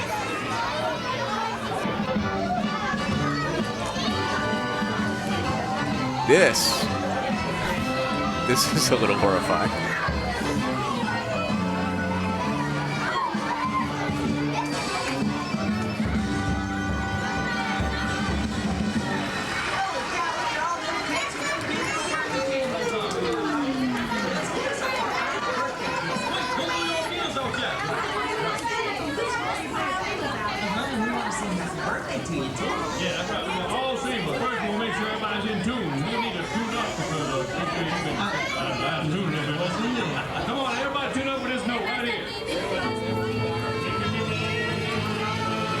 I know 210 is also an hour, yeah. Let's see.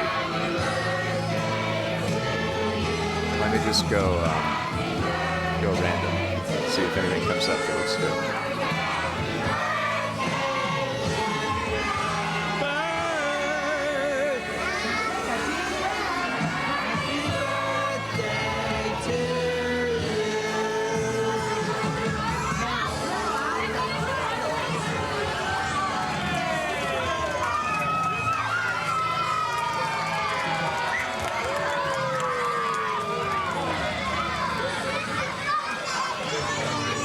I sent it to him. I don't know if he's watched it yet.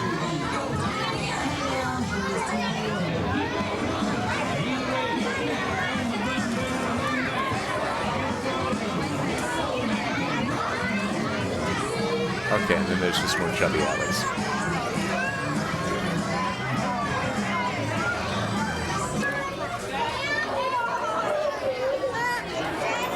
I think yeah, we missed, sorry. We missed the best part of this, which is Teenage Mutant Ninja Turtles.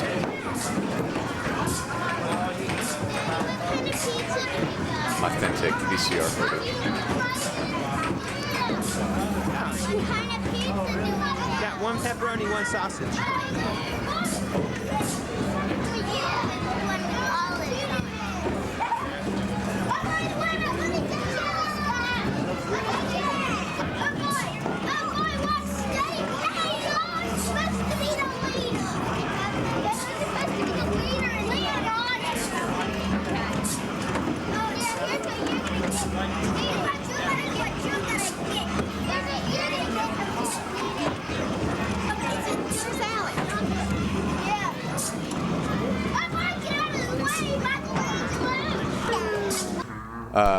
Daddy, okay, and then I also found this,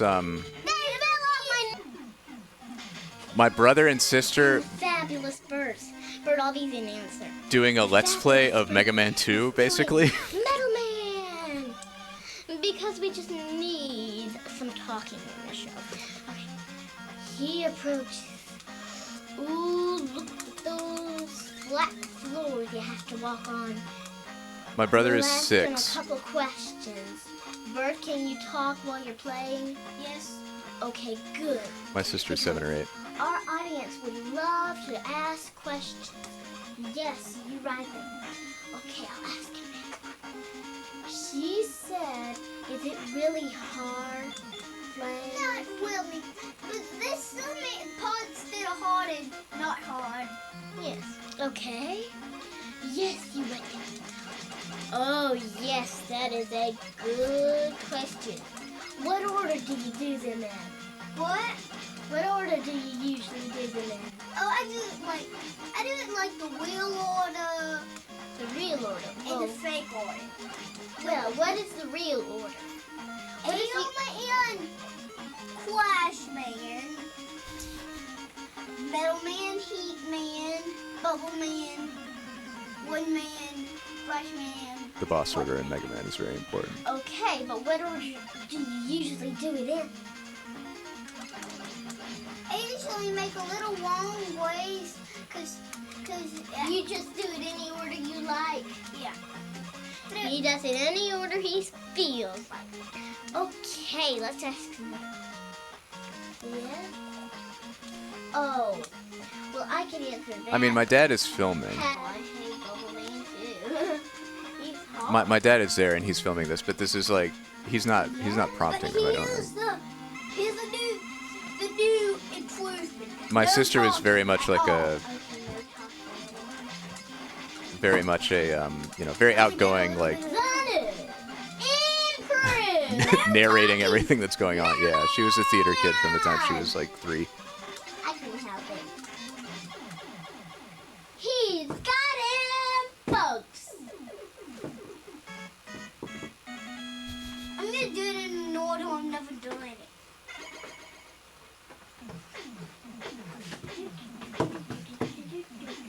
Never ever done it.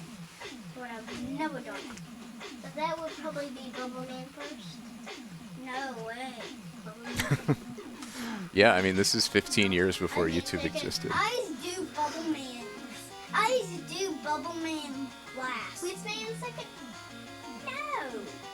Flash Man second? The order I've never ever done. I'll tell you. Yes, right there, that young. Oh, well, no, I don't play Nintendo very good. I can just do a little bit. I'm pretty good at it. She's pretty good at Flash Man, but not the others. I never played the others. I know she would never. What is the Mega Man being played on? An NES? Bubble Man. There's two things hard about Our childhood NES with the Mega Man 2 cartridge. the spikes. No. 4. The spikes. The fish. The filious frogs. Bert is describing the hazards of the Bubble Man stage. Nothing. And that. And Bubble Man. Right. The whole stage. The whole stage would be hard for her. I bet whole stage would be hard for the wall. Not even Quickman. She could never beat up Quickman. I could never beat up Flash. Even though I am pretty good at it. You can't beat up anything in the man's quiet. Oh. Here comes Zanu. Yeah, I mean, he's surprisingly good for a 6-year-old. Yeah, Bert is playing. All the audience can go, woo, when I beat him up. All the audience. Audience, not my father.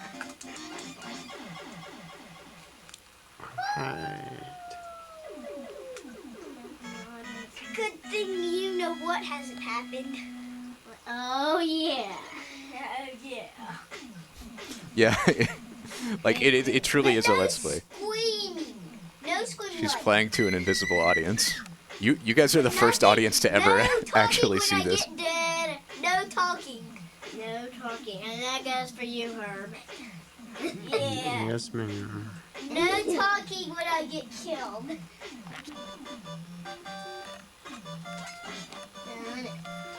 And Ted. You know Ted on Hey Dude? Yeah. That was my sister, yeah. We did not grow up in a household where we called our parents Kathy and Herb. We called them Mom and Dad, so I think she was doing that for effect.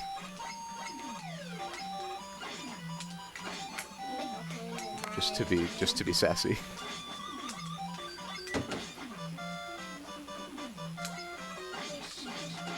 That'll be the Channel 6 Cable Man. Time for lunch, fishies. Time for lunch.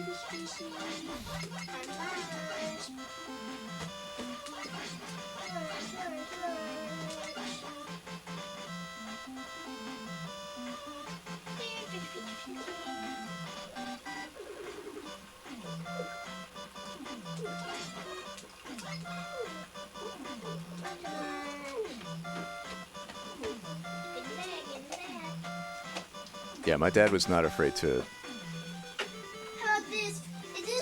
run up the tape, recording stuff. Yeah, that's great. And in hindsight, I appreciate that. Yeah, I was about 2 at this time.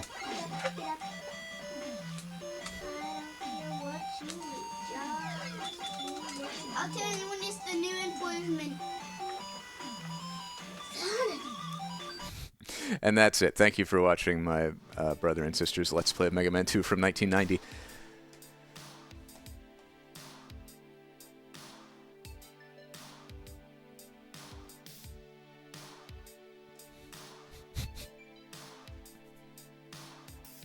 Yeah, like, comment, and subscribe.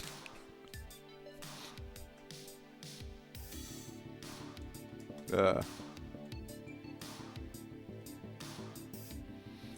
was fun. I mean, it is uploaded unlisted. I put all the home movies I digitize on a website for my family to see.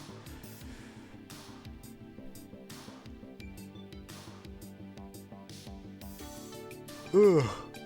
Yeah, that was I think just under 10 minutes. True True early YouTube. Yeah, 719.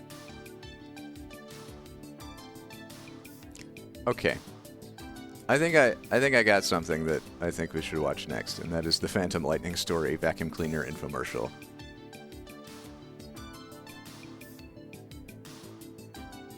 I don't know how long it is. We're gonna find out.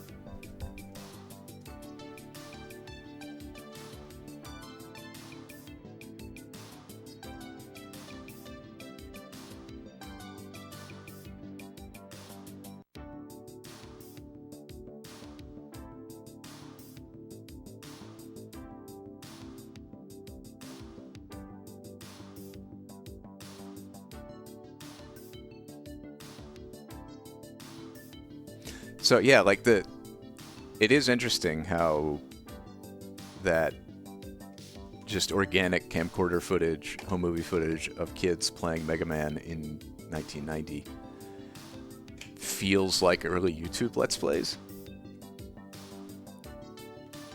And I mean, that's just because I think early YouTube, early Let's Plays, early anything feels just more authentic. Because there aren't as many like expectations about what it's supposed to look like, and there's not as much production value, and there's not as many people doing it. It's just it just feels more organic. The Fantom Lightning Story, Canadian market. Fantom Technologies Direct Incorporated. This tape is, I would call that rewound. But let's pop it in and we'll see where it is. If they're already like talking, if there's already people in action on screen, then it's not rewound, I think. Oh, it's remarkable. Think about the rock walls and the. Also, is that a vacuum cleaner commercial? I don't know. So that it was not rewound to the very start. Let's see how far we go back here.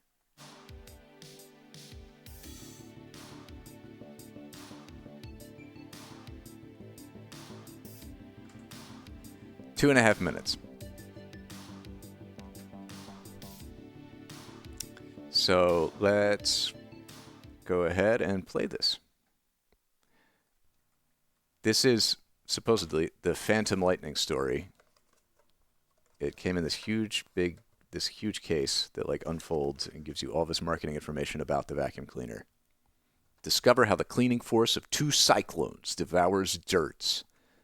The Fantom Lightning Vacuum's patented dual cyclonic technology harness one of nature's most powerful forces, the cyclone. Sit down today to watch this video and discover how this incredible vacuum devours dirt, dust, and deeply embedded grit, sand, and pet hair from any surface. Carpets, upholstery, bare floors, ceilings, and under furniture. The following program is a paid advertisement by Fantom Technologies Direct, Inc.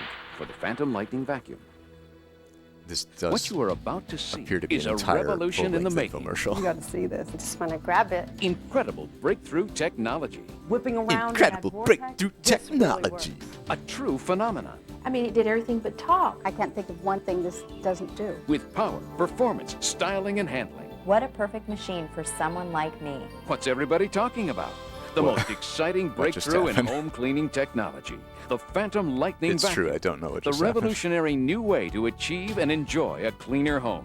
Just by looking at it, you can see that this is no ordinary vacuum. What was the winning bingo square? An innovative way to clean every corner of your home using the cleaning force of two powerful cyclones. Carpets, bare floors, furniture, and especially stairs. They're all cleaned easily and effectively, incredibly, without messy vacuum filter bags. And you could breathe easier, too. That's because the Fantom Lightning comes with a certified HEPA filter on its exhaust. Discover how the Fantom Lightning Vacuum is already cleaning up in homes across America with your host and Fantom Lightning owner, Jim Caldwell. In just a minute, I'm going to take you on a journey across America, from historic old New England to picturesque Santa Fe, to discover how the Fantom Lightning Vacuum is revolutionizing the way people are cleaning their homes. So join us as we travel the country and visit with people with families, hectic lives, and demanding standards just like you. Our first stop, the heart of New England, Woodbury, Connecticut to be exact, at the height of the fall season. Mother Nature really puts on quite a show. You know, if you visit this area, it almost seems like you step back in time. All the history and the tradition is remarkable. Think about the rock walls and the church steeples, and of course all of that set in these beautiful colors of fall. And over the next few minutes, we're going to spend some time with Suck it all up. who live in this area and find out why they are so excited about the Fantom Lightning Vacuum. One of the most historic homes in Woodbury is the Maryvale Bed and Breakfast, which dates back to the late 1700s. It's considered to be We are now touring the U.S. actually for a vacuum cleaner infomercial. Prides herself on providing first-class accommodations Tape to a was not clientele rewound. that expects only the best. The environment in which they will stay is very, very important. And comfort is also cleanliness. And comfort is beauty, but keeping a 210-year-old structure in prime running condition is a never-ending task. The first time Pat tried the Fantom Lightning, its effectiveness took her totally by surprise. It was unbelievable. I just could not believe that there was that much dust on my rug. I was standing alone in my living room and I was humiliated and my face was turning red. I'm just embarrassed that my rug was that dirty, and I considered myself a fine housekeeper. So I was quite amazed and very, very impressed, and immediately called up another innkeeper friend of mine and told her, you got to see this. This is just unbelievable. She was thrilled that she had gotten all of this dirt and grime out of her rugs that had been cleaned the day before. Pat was so excited about the results using the Fantom Lightning Vacuum that she immediately wanted to try it on her stairs. And I have to tell you, the stairs, I hate doing the stairs because it's nothing but a pain in the neck. For the first time in my life, my vacuum didn't tip off the stairs and tumble down the bottom of the stairs, or I didn't have to wrench my arm out holding the canister in one hand and trying to vacuum with the other. It was great. Knowing now that she can tackle just about any vacuuming job thoroughly and easily, Pat has a new sense of confidence about the cleanliness of her historic bed and breakfast. I really feel comfortable now when I vacuum that I know that it's clean after this first experience, which I think is very funny, but also amazing. And what did Pat's friend Bobby think of all this? I thought, it's a little weird that somebody could be so excited over a vacuum cleaner, but I also thought, gee, maybe I ought to go out and get one myself. And that's exactly what she did. And once she'd used the Fantom Lightning, she too was blown away. No more bags. I'm not a bag lady anymore. I'm free at last. No more bags, no more vacuum cleaner bags. It's fantastic. And you can see the dirt if you vacuum up your wedding ring or a pair of earrings. You see it going around and around in that little vortex. It's very easy to snap it out and empty. The ghosts were not working for a attractive. second. It's fun. You can actually see the dirt. I had to It's easy to use. It's lightweight. It hugs the stairs. It's easy to empty and clean. It takes a second. You know, tell me to get a life, but vacuuming is not the chore it used to be. Now, just up the road, nestled on these 20 scenic acres, is Country Loft Antiques, a charming restored old barn filled with antique treasures. Owner Carol Weiner and daughter Barbara Bourgeois specialize in French country antiques. We take several trips per year. We go to France, we shop around, we go on the back roads in old barns, and we discover these wonderful things. We just take a chance. We bring it home. I would really we want watch to it happen change. all over again. People come If in my the last store, name was and we Bourgeois, I would fall in really love want with to the very change same it things that we preemptively, fell just in in love with. case there was a communist revolution. Touching over 100 years, and there's quite a bit of debris and dirt encrusted into the surface and within the peaks. Ideally, we need a small, powerful vacuum with a very Oh boy, it's Peter Gabriel time after this. Thank you to Jace for the 1,000 points. And congrats on winning your own bingo game. Floors to furniture to delicate tabletop pieces, they love the fact that the Fantom Lightning does it all for them without using bags. When I get geared up to vacuum, I'm ready to work. And if I don't have a bag, forget it. I don't want to go out to the hardware store and have to find the bingo, right it's file random. number and the right model, only to it's bring not it like back you and rigged have it. it be the wrong bag. When you can look into the bin and see the And dirt billing coming hard limit into has the been reached. canister, Okay, thank you know you're picking up the dirt. All that dirt from fine antiques. Still no The ghosts. Fantom Lightning is a key ingredient to this family's success. Here's a home in Woodbury that has more than its share of cleaning chores. In addition to its two-legged family members, there are 3 dogs, a cat, a rabbit, and of all things, a pair of ferrets. Monique Shea is the managing mom of this menagerie. This is where everybody hangs out, the kids, the dogs, the animals, and this rug was just vacuumed yesterday, and as you can see, it is a mess. We decided to put the Fantom Lightning to the test. How much did her cleaners miss? How much dirt accumulates in just one day in her home? Let's find out. Oh, check it out. Oh my goodness. It's Look at really that. picking it up. I didn't think it was that dirty. Just go ahead and clean away and do your thing here. Okay. We'll follow you. Been a lot of junk this. Leaves. Wow. I have another vacuum cleaner guess that I have to use give that it just a few sucks it up and minutes spits before it it out. goes to Sucks work it up again. and spits it out. And this one is just, it's quiet. There's no air blowing out. It's great. I can't believe it. Let's see what she picked up. Pop this off. Now, this is 1 day's worth of dirt. Check. Can I dump it out? Go ahead. Let's do it here, right here in the blue. Look Why at not? this. Look at that. Now this was vacuumed yesterday. Yesterday at this time, it was vacuumed. It's unbelievable. Look at this dirt. Look at that. Ooh. Pet Look hair, at that. All the pet small fur. leaves, dust particles. I mean, this is unbelievable. So, bottom line, Monique, do you like the Fantom Lightning vacuum? Out of all the vacuum cleaners I've had, this is the best. The best vacuum cleaner. Seriously? Seriously. Those kinds of stories are being repeated all across the country. People just absolutely love the Fantom Lightning vacuum. Come to New York City and you find more of everything, especially dirt. Leisure time is at a premium for most people, like Katie Horowitz.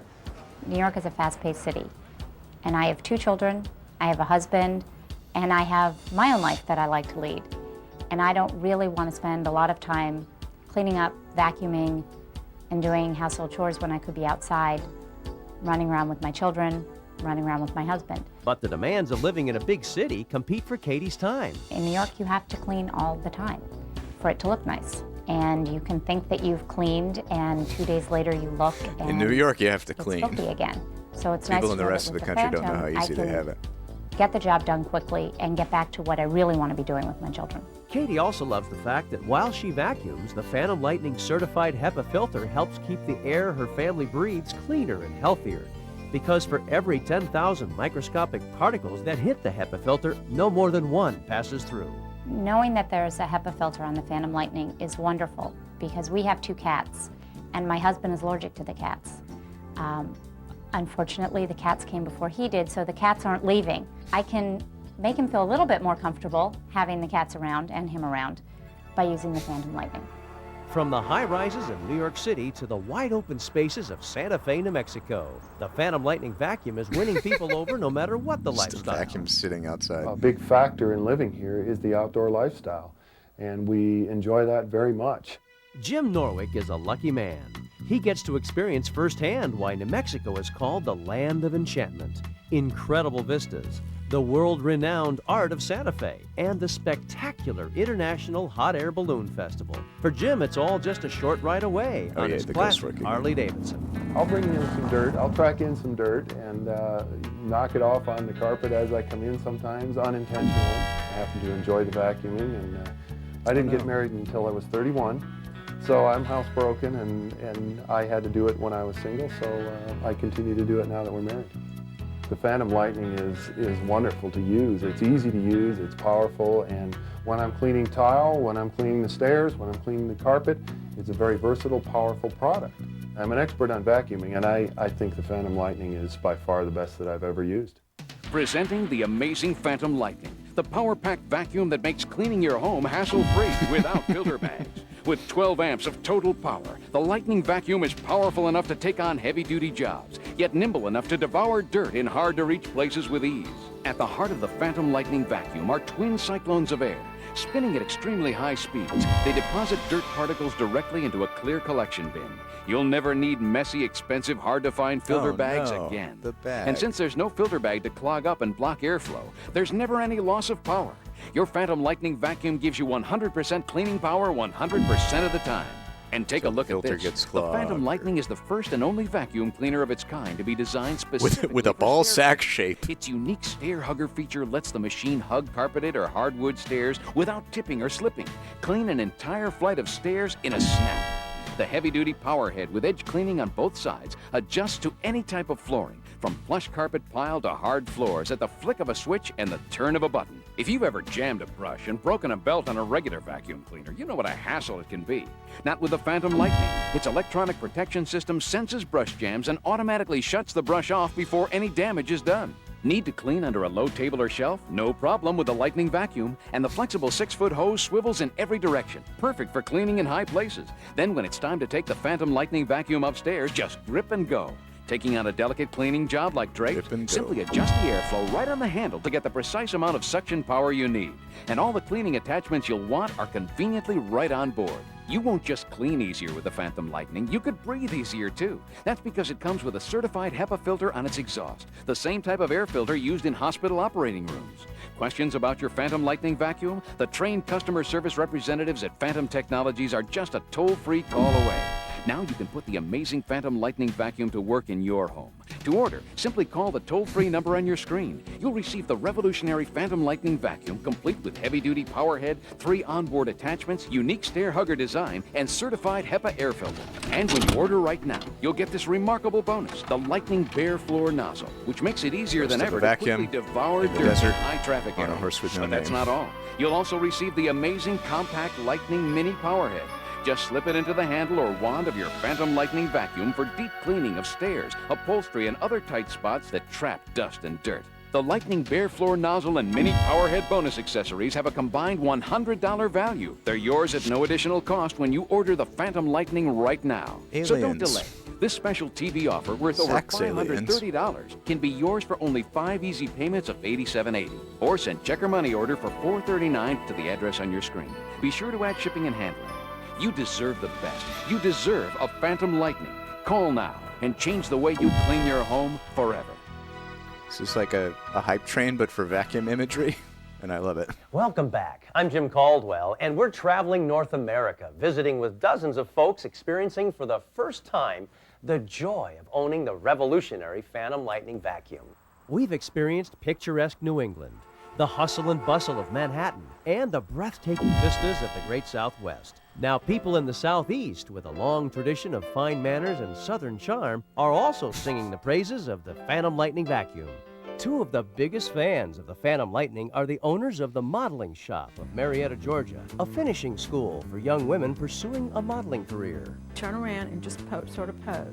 Developing young women and creating the gowns they wear, sisters Diane Payne and Lyndall Tucker say, We're the designing women Of Atlanta. No, of Marietta. Of Marietta. Because they are in Atlanta.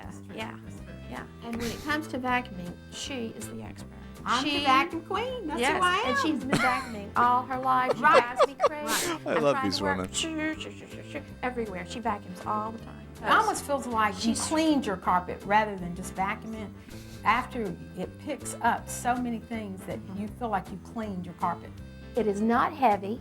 I don't have to change my bag. I despise bags. I hate bags because I never have a bag. They're always full. I pull them out too late. My vacuum cleaner's ruined. The bag breaks. So I don't vacuum. But I am going to start with this one. This one has everything. I love it. It is the only vacuum I have ever liked. that same enthusiasm for the Fantom Lightning vacuum can also be found in sunny Southern California. This is Greg Thompson of beautiful Hermosa Beach. I go to the beach just about every day, either I'm surfing or playing volleyball. It's a great lifestyle, but it's also rough on the house because you're dragging all the water, the sand, the dog hair, the dirt, everything up from the beach with you. You're really trying to make the case that everyone in America needs one of these. Says that it's the perfect vacuum for every region of the It's country. kind of the opposite of the typical couple. He even cooks and cleans. Our deal is he cooks, I do the dishes, he vacuums, he does most of the cleaning because he makes most of the mess. I probably do about 90% of the cleaning around here. Since I've always been real neat and pretty meticulous, so I've always vacuumed and cleaned and done the dishes and laundry, and I've done most of the vacuuming. The Fantom's just, I guess, incredibly powerful for how small it is. It handles the beach life extremely well. It How progressive a man gets the sand, the hair, just about all the dirt.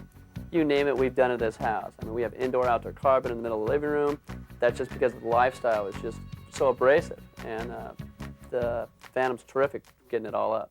The Fantom Lightning is also terrific when it comes to the cleaning challenges presented by Hey, thank you for the reset. They're a part of Smart your Corgi. family. You love them. But who likes to deal with the pet hair, the allergies, the dirt they track in? And when it comes to pets, what better place to show the power of the Fantom Lightning vacuum than the Cat Hotel in Burbank, Yeah, California? I did not Now, they say it's the best they've understand his used comment in about the keeping their lifestyle cat being condos abrasive. clean for their finicky feline friends. In fact, it's perfect.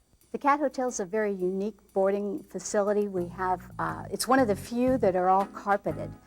Most facilities are concrete. We cater to the cats. We have someone here 24 hours a day. They have room service in all of the condos. Everything has to be meticulous. It has to be spotless because no one is going to want to board their cat in a dirty facility. We've used at least 3 or 4 other vacuums here, both canister and upright. This and I've has never to smell seen like cat one pee. pick up everything on So the much first time the way carpeting. this does.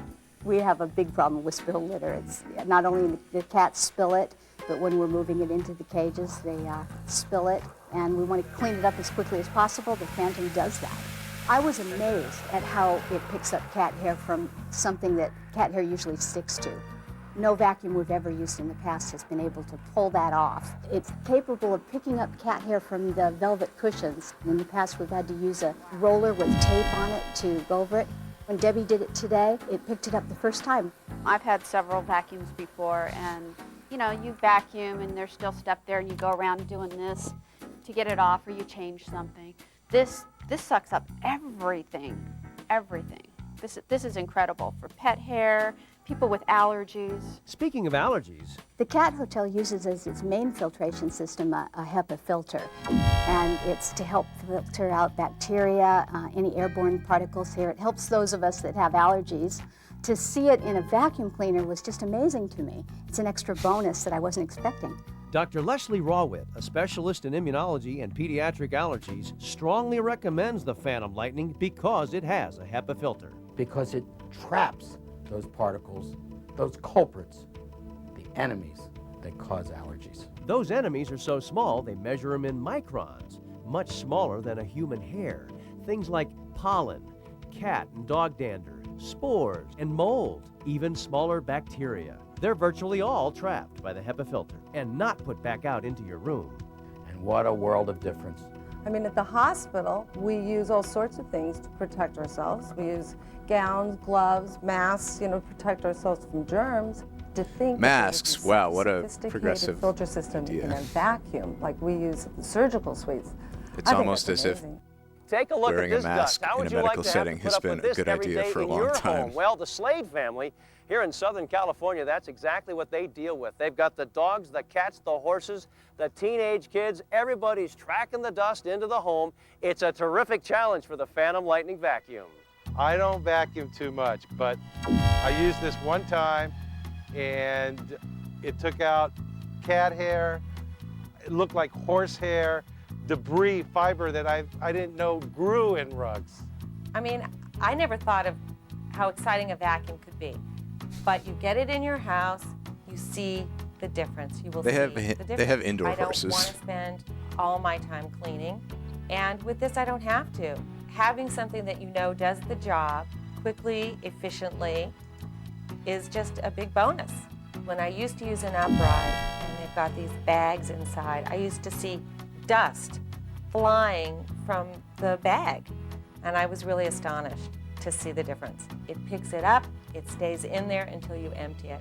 There is no bag. I really love that. The Fantom Lightning is a great vacuum. Presenting the amazing Fantom Lightning, the power-packed vacuum that makes cleaning your home hassle-free without filter bags. Look, twin cyclones of air spinning at extremely high speeds deposit dirt particles directly into a clear collection bin. Love how the You'll horse is never just, need like, messy, clipping through the expensive, floor. hard-to-find filter bags again. And without power-robbing filter bags, the Fantom Lightning vacuum gives you 100% cleaning power, 100% of the time. And you've never seen a vacuum do this. The unique stair hugger design lets the Fantom Lightning hug carpeted or hardwood stairs without tipping or slipping. Clean an entire flight of stairs in a snap. Plus, the heavy-duty power head adjusts to any type of flooring, from plush carpet pile to hard floors. The flexible 6-foot hose swivels in every direction, perfect for cleaning in hard-to-reach places. And all the cleaning attachments you need are conveniently right on board. You won't just clean easier with the Fantom Lightning, you could breathe easier too. That's because it comes with a certified HEPA filter on its exhaust, the same type of air filter used in hospital operating rooms. To order, simply call the toll-free number on your screen. You'll receive the revolutionary Fantom Lightning vacuum complete with heavy-duty power head, 3 onboard attachments, unique stair hugger design, and certified HEPA air filter. And when you order right now, every you'll Canadian get this home remarkable decorated bonus, with the maple leaves Lightning bare everywhere. floor nozzle, which makes it easier than ever to quickly devour dirt in high traffic areas. But that's not all. You'll also receive the amazing compact Lightning mini power head.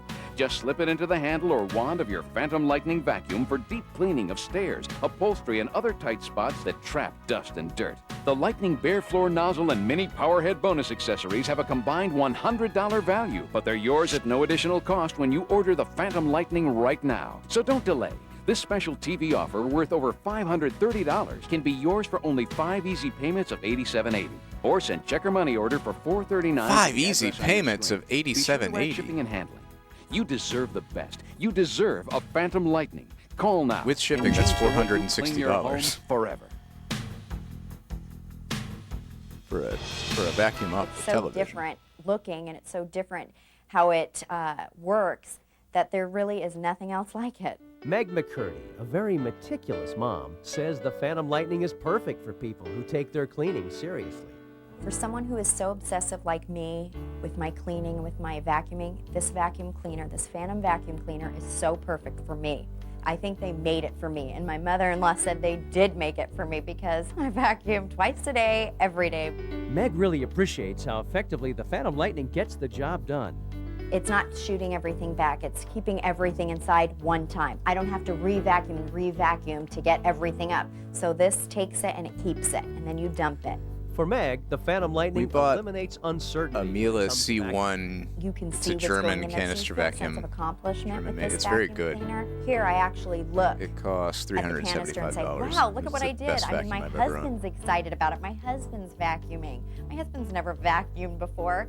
My friends want to come over and use it. My neighbors want to borrow it. That curiosity follows the Fantom Lightning wherever it goes. Listen to what happened at Sherry Smith's house. My neighbor came over and she wanted my daughter to babysit, and she came in and said, "Did you just get the carpets cleaned?" And I said, "No, why?" And she said, "Your carpet looks so blue. Are you sure you just didn't get them cleaned?" I said, "No, but I got a new vacuum. Want to see how it works?" And I showed her and she said, "I want to borrow it. Let me have it." But I didn't let her. I said, "Not yet." It really has made a big difference, especially for my daughter. Sherry's daughter Tricia has asthma and allergies. We're not supposed to have dogs or cats, so her room is the safe zone. We always close that door during the day, so I vacuum that room a lot. And when I'd go in there and vacuum what I thought was clean and use the Fantom Lightning, I was shocked. She saved some dirt from every room, and my room had the most dirt. So now I feel really good for her because I was considering taking the carpeting out in there, and now I don't have to. It's not the same vacuuming anymore. My daughter actually looks forward to doing it, and when I tell her to vacuum her room, she's going, "Oh, can I get the Fantom Lightning and do the room?" Of course. It's not like a chore anymore because you see the results, you empty it out, and you feel, "Oh, the house is clean now." I'm just so glad I have it. It's been a journey of discovery across America. Everywhere you go, people Good. are experiencing the joy. I was of worried this owning might the be an hour-long revolutionary Fantom infomercial. Lightning vacuum. They love the power, the convenience, the think we're vacuuming wrapping up. performance that exceeds their expectations and outperforms any vacuum they've ever owned. Find out for yourself. Join the Fantom family. Presenting the amazing Join Fantom the Lightning, family. the power-packed One of vacuum us. that makes cleaning your One home of us. hassle-free without filter bags. With 12 amps of total power, the Lightning vacuum is powerful enough to take on heavy-duty jobs. Doesn't every yet nimble vacuum enough have to 12 devour amps of dirt in power? hard-to-reach places with ease. At the heart of the Fantom Lightning vacuum are twin cyclones of air. Spinning at extremely how high electricity speeds, works. they deposit dirt particles directly into a clear collection bin. You'll never need messy, expensive, hard-to-find filter bags again. And since there's no filter bag to clog up and block airflow, there's never any loss of power.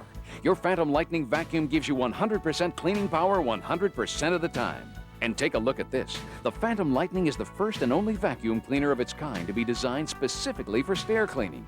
Its unique stair hugger feature lets the machine hug carpeted or hardwood stairs without tipping or slipping. Clean an entire flight of stairs in a snap.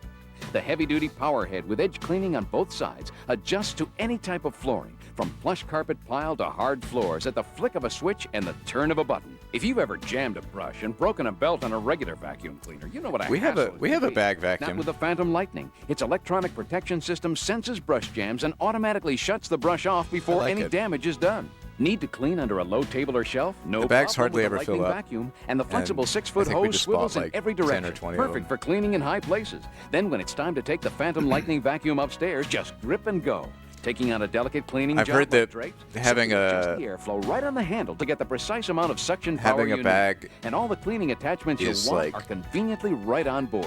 You won't One just of the clean benefits of easier having a with bag is that Lightning. You could the whole breathe thing is easier, like too. That's easier because it to comes with a seal certified as HEPA like filter a on its exhaust. sealed The same type of system. air filter used in hospital so operating that the dirt just goes into the bag, Questions and then about your you just Fantom take the Lightning bag out and throw it away. The You're not trained like customer stirring up all the representatives dust at Fantom when you Technologies are just tip a the toll-free canister call out. away.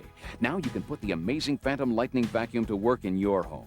To order, simply call the But I can see toll-free why number on your fiddling with screen. bags would You'll be receive the revolutionary annoying and Fantom not Lightning worth it. vacuum, complete with heavy-duty power head, 3 onboard attachments, unique stair hugger design, and certified HEPA air filter.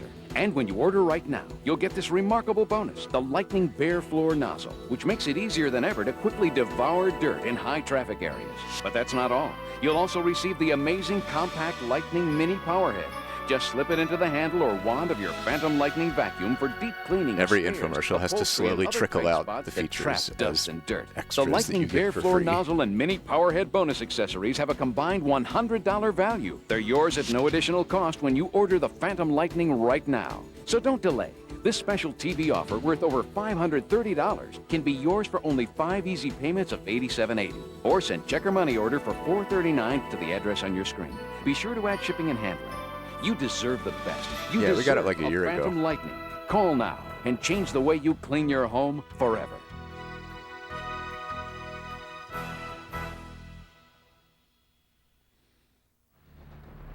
This has been a production of Future Thunder. That's a weird logo, but I'm going to get it.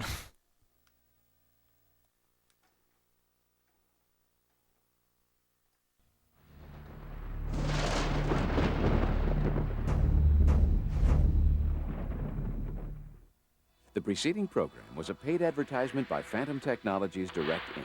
for the Fantom Lightning Vacuum. Now please enjoy the Girls Gone Wild infomercial that comes on next. Oh, late night television. Cool. That was only 30 minutes. That was exactly how long I wanted it to be.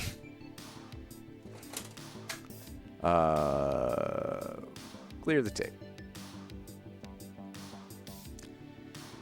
Okay. I'm going to say we got time for one more tape. What's it going to be, folks? And do we want to find something?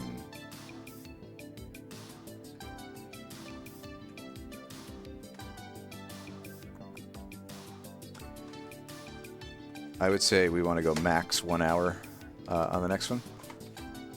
But maybe we can find something shorter. Oh, yeah. There was a lot of stuff that they should have and did got sued for. Oh.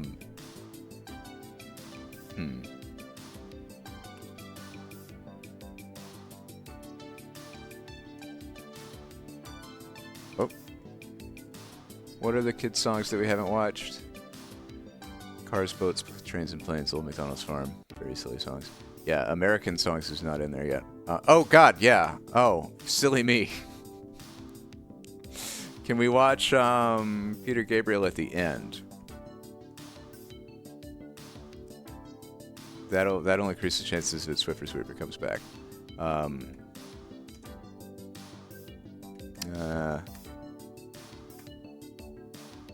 Vietnam Navy SEALs: The Real Story has been on the shelf for a long time.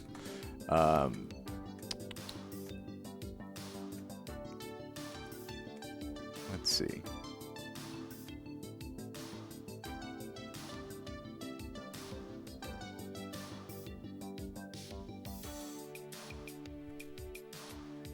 Animal Alphabet, learning your ABCs with animals.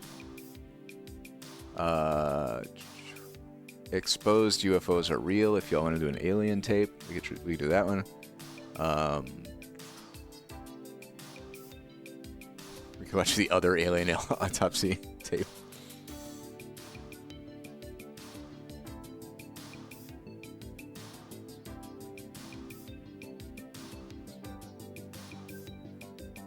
Okay, we could do here's an idea.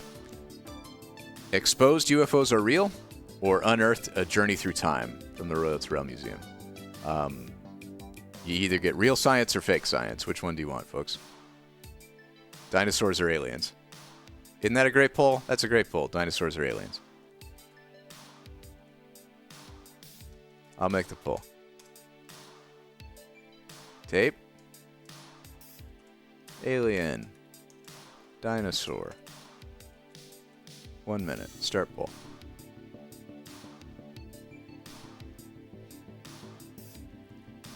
Battle it out. Exposed UFOs are real. Available exclusively at Best Buy. There's evidence that UFOs really do exist. Exposed or unearthed. Step back into deep time through the displays of one of the world's most fascinating museums. Now begins your journey of life, its mystery, the preservation and understanding of it today.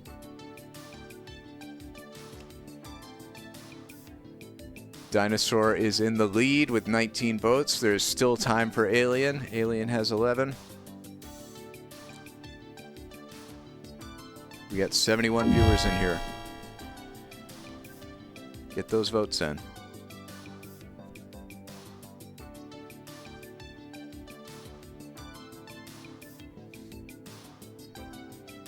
Dinosaur takes it. All right, folks, thank you for participating in the democratic process.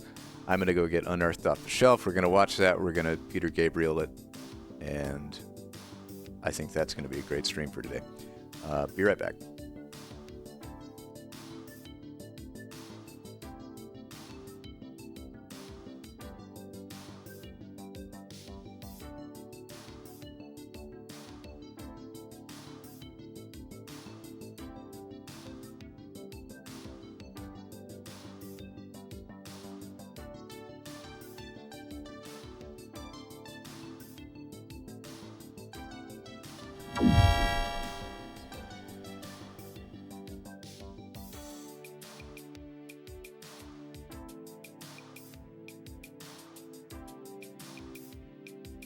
Oh, wow. That is something. Oh my God, Bella Bunny has given out 5 community subs. Thank you for the gift subs, Bella Bunny. To Aerith Stars, Captain Gaspacho, Hinare, Lixrin, and Unknown Scarf.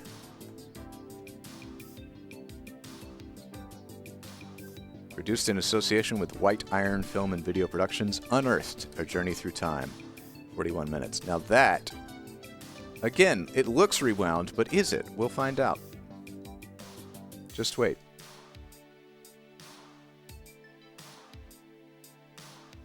I do need to make more emotes.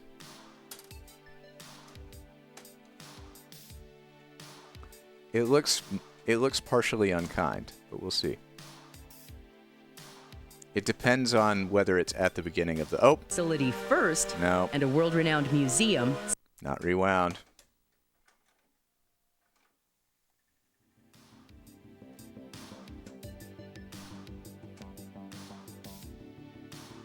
How far back are we going?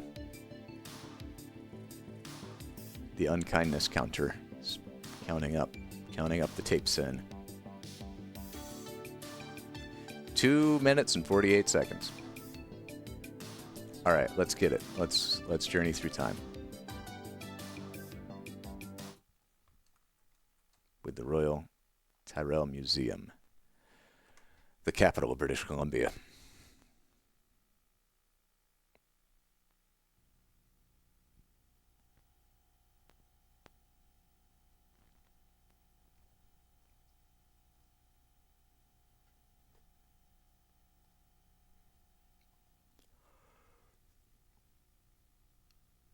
Oh.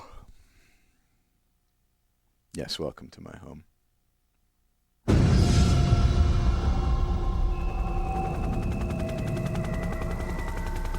you are on a journey. A journey not so much to a place as to a time. A time before ours, before anyone's. Before the third planet from the sun had a name, or anyone to name it. A time before this valley, or this building, or the scientist time traveler for whom it was named even existed. This is great. A time when everything you see here wasn't.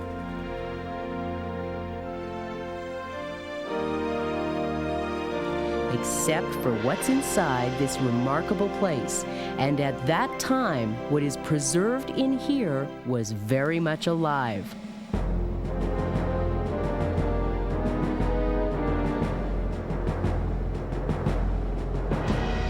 Now begins your journey into the journey of life.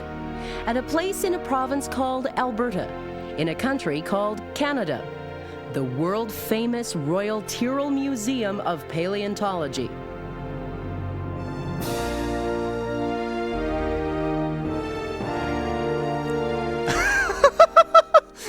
I'm sorry, the knockoff John Williams Jurassic Park song is so good. Da-na, da-na, da-na, da-na, da-na.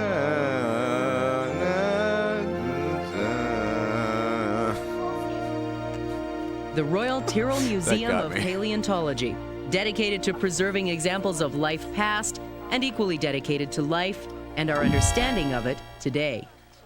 In fact, far from the musty attic image museums often conjure up, the Royal Tyrrell itself is a living, changing, and evolving entity.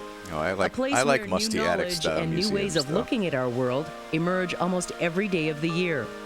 In the scientific community, many people think of the Tyrrell as a world-renowned research facility first and a world-renowned museum second. Paleontologists, biologists, geologists, and paleobotanists frequently come from all over the world to conduct research here, alongside many of the people we'll meet on our tour. Each is an internationally acclaimed researcher in his or her own right.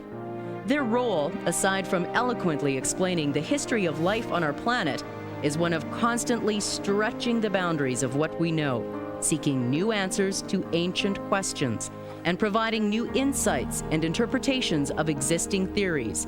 They will be your guides on our tour of time.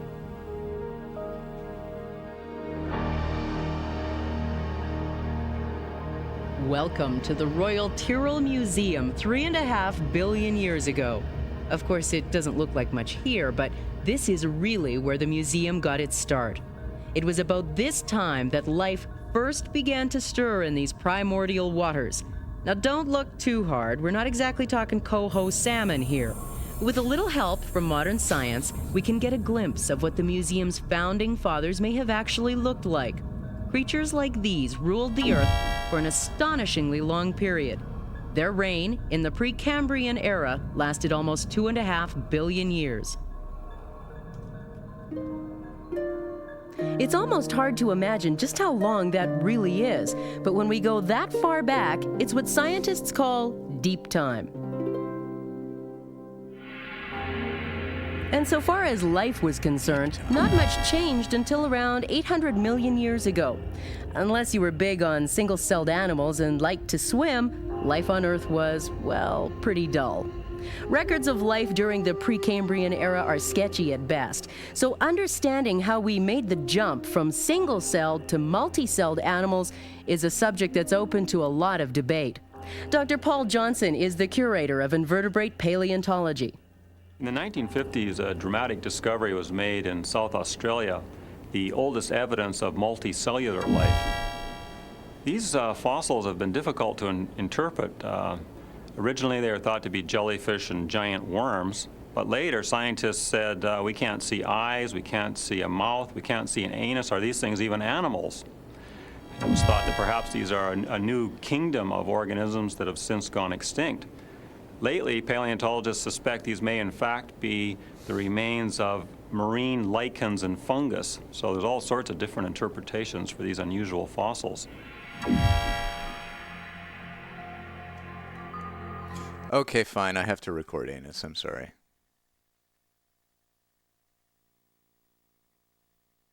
just in case that soundbite becomes relevant.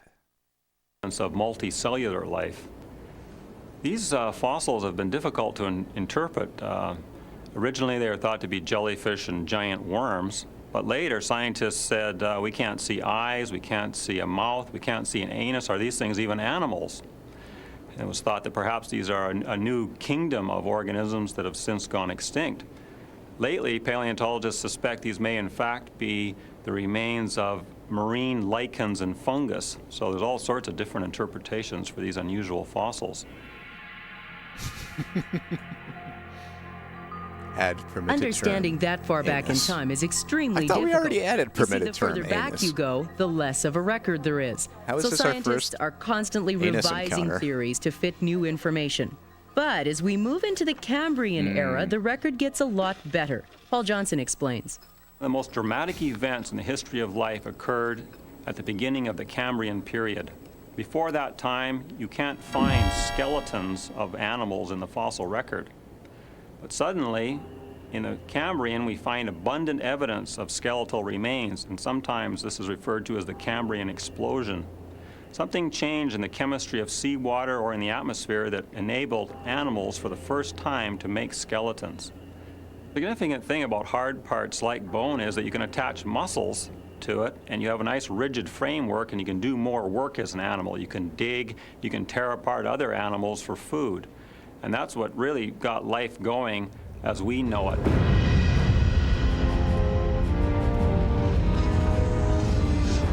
Great changes were taking place.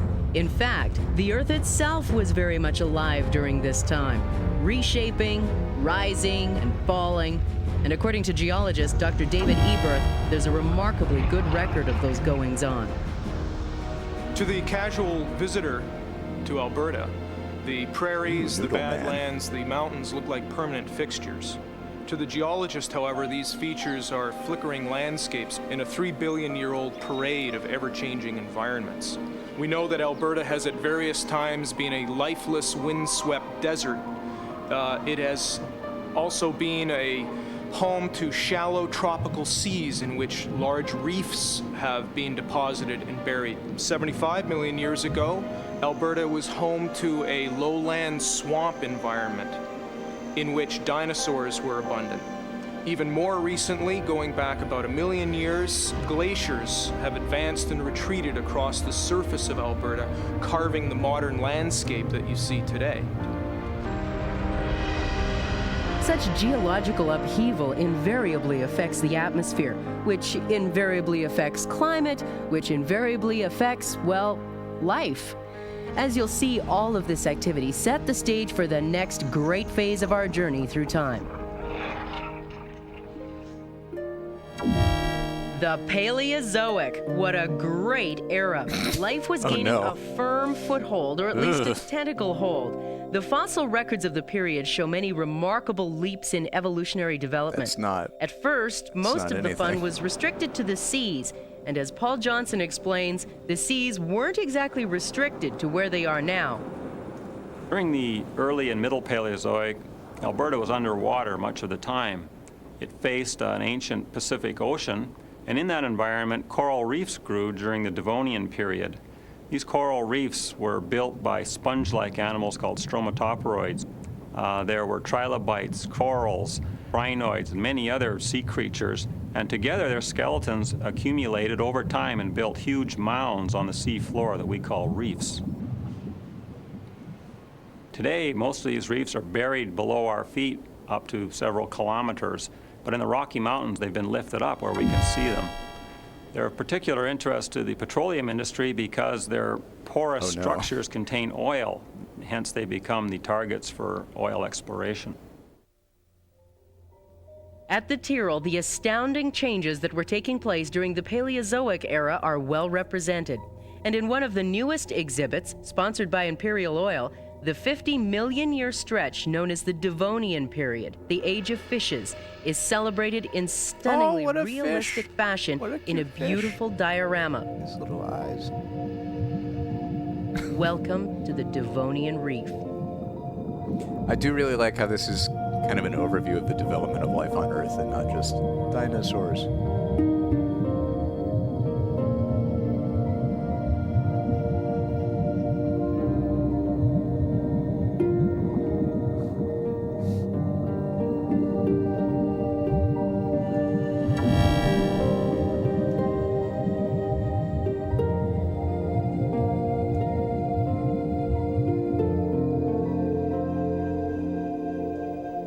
According to Paul Johnson, the Tyrrell Museum would have had to have been a submarine throughout much of the Paleozoic. In addition to the development of more complex life forms, You are here this era, in the which capital of lasted British from Columbia, 590 million underwater. years ago to 250 million years ago, also bore witness to tremendous advances on other fronts. The oldest evidence of fish is the Ordovician period, and by the Devonian they were well developed, and sometimes the Devonian is referred to as the age of fishes. These early fishes included primitive sharks and armored come on, fishes called coward. placoderms, including giants like can flatten Dunkleosteus that that were up horse to more. 50 feet long. Dunkleosteus is an interesting fish. The front of the body is heavily armored. It has a joint on the top of its head that allowed the front end of the head to raise up and the jaw to lower and disarticulate, much like a snake. It must have been swallowing something quite large, but we have no evidence of what its prey might have been in the fossil record. As well, plants got taller and more exotic during this period. Maybe it interpreted and that as insects got, they well, sing more off-key. insect-like, not to mention a little out of control. First forests appeared at the end of the Devonian, and by the Carboniferous there were some gigantic tree-like plants such as horsetails 60, 70 feet high and club mosses over 100 feet. And this was the environment that some of these giant insects inhabited during the Carboniferous. The earliest insects were actually wingless and quite small, but by the Carboniferous some giant forms appeared, such as dragonflies the size of seagulls. Also in the Carboniferous there was a huge millipede called Arthropleura that was about 6 feet long and maybe 1.5 feet across. That's too big. From prehistoric seas like these, the next great evolutionary step was about to occur. After all, with the population boom going on underwater, it's natural that a few species would seek less congested living arrangements. These creatures would eventually come to be known as amphibians. How they made that transition from fin to arm and from gill to lung is still open to a lot of study. The traditional theory held that fish had to leave ponds as they dried up and travel to new ones. They decided they liked the land and set up shop. Dr. Donald Brinkman is the Tyrrell's curator of vertebrate research, and he holds to another theory. I need to go get the fossil another record biscuit. now shows that this is probably not the will be case. back in a few minutes. The earliest Please enjoy. fish-like amphibians actually lived in fast-moving shallow water, and they have very primitive limbs. And rather than used for walking on land, these limbs were used for walking on the bottom of these fast-moving streams, so the toes could actually dig in and hold. After these limbs developed, then they found that they could go onto land. Once they were firmly established as air-breathing land dwellers, the amphibians quickly branched out into a wide variety of shapes, sizes, and, well, hints of things to come. Meet Dimetrodon. The obvious thing about Dimetrodon is its big sail. The sail is formed by spines of bone extending from the top of the vertebrae. Dimetrodon is actually fairly significant in the overall history of the evolution of reptiles because it's the base of the line. It's right close to the base of the line that ultimately gave rise to mammals. Within reptiles, there's two very major groups. There's one with 2 holes in the side of the skull that gave rise to dinosaurs, and another with a single hole in the side of the skull that gave rise to mammals. We still have the remnants of this hole, and you can feel it on the side of the skull when you feel the jaw muscles moving. This is the same opening that's present in the side of the skull of Dimetrodon behind the eye. This and other features link Dimetrodon to the lineage that gave rise to mammals.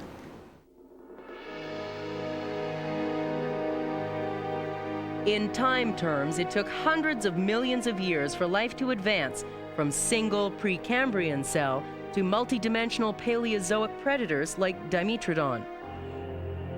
It took a lot less time to change almost everything all over again.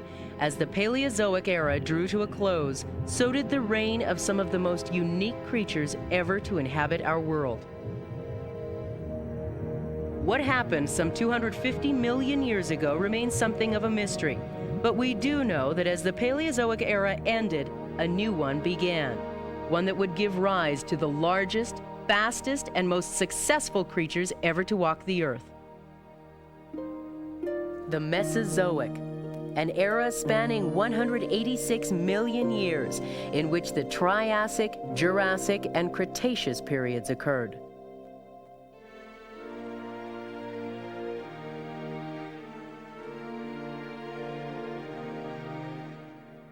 For dinosaur lovers, this was the golden age, the age when the great beasts flourished.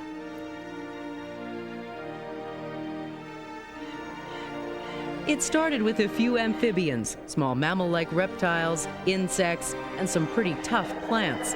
And before its end, some 65 million years ago, would see rise to the most fantastic and fearsome creatures ever, the dinosaurs.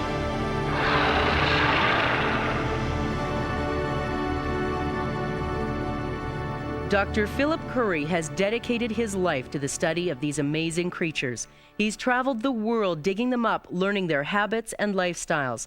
His vast knowledge and experience is seen in the displays of the Dinosaur Gallery at the Tyrell Museum. The Dinosaur Gallery at the Tyrell Museum was based mostly on the dinosaurs of Alberta. We have a very, very rich heritage of dinosaurs here. 10% of the dinosaurs of the world, in terms of species, come from Alberta. And there's been more than 300 skeletons collected in Dinosaur Park alone, let alone the rest of the province. So we have enough material in Alberta that we can just focus on that in our galleries. However, we felt that people should know a little bit about the ancestry of dinosaurs and how much diversity there was, so we did get into some of the Jurassic and Triassic dinosaurs as well. The way the galleries were set up at the Tyrell Museum, we tried to show dinosaurs in a natural ecosystem. And to tell people that it was an ecosystem, we also have display cases which enclose not just dinosaurian remains, but the remains of mammals and birds and lizards and crocodiles and turtles and snakes and all the other things that lived at the same time as dinosaurs did.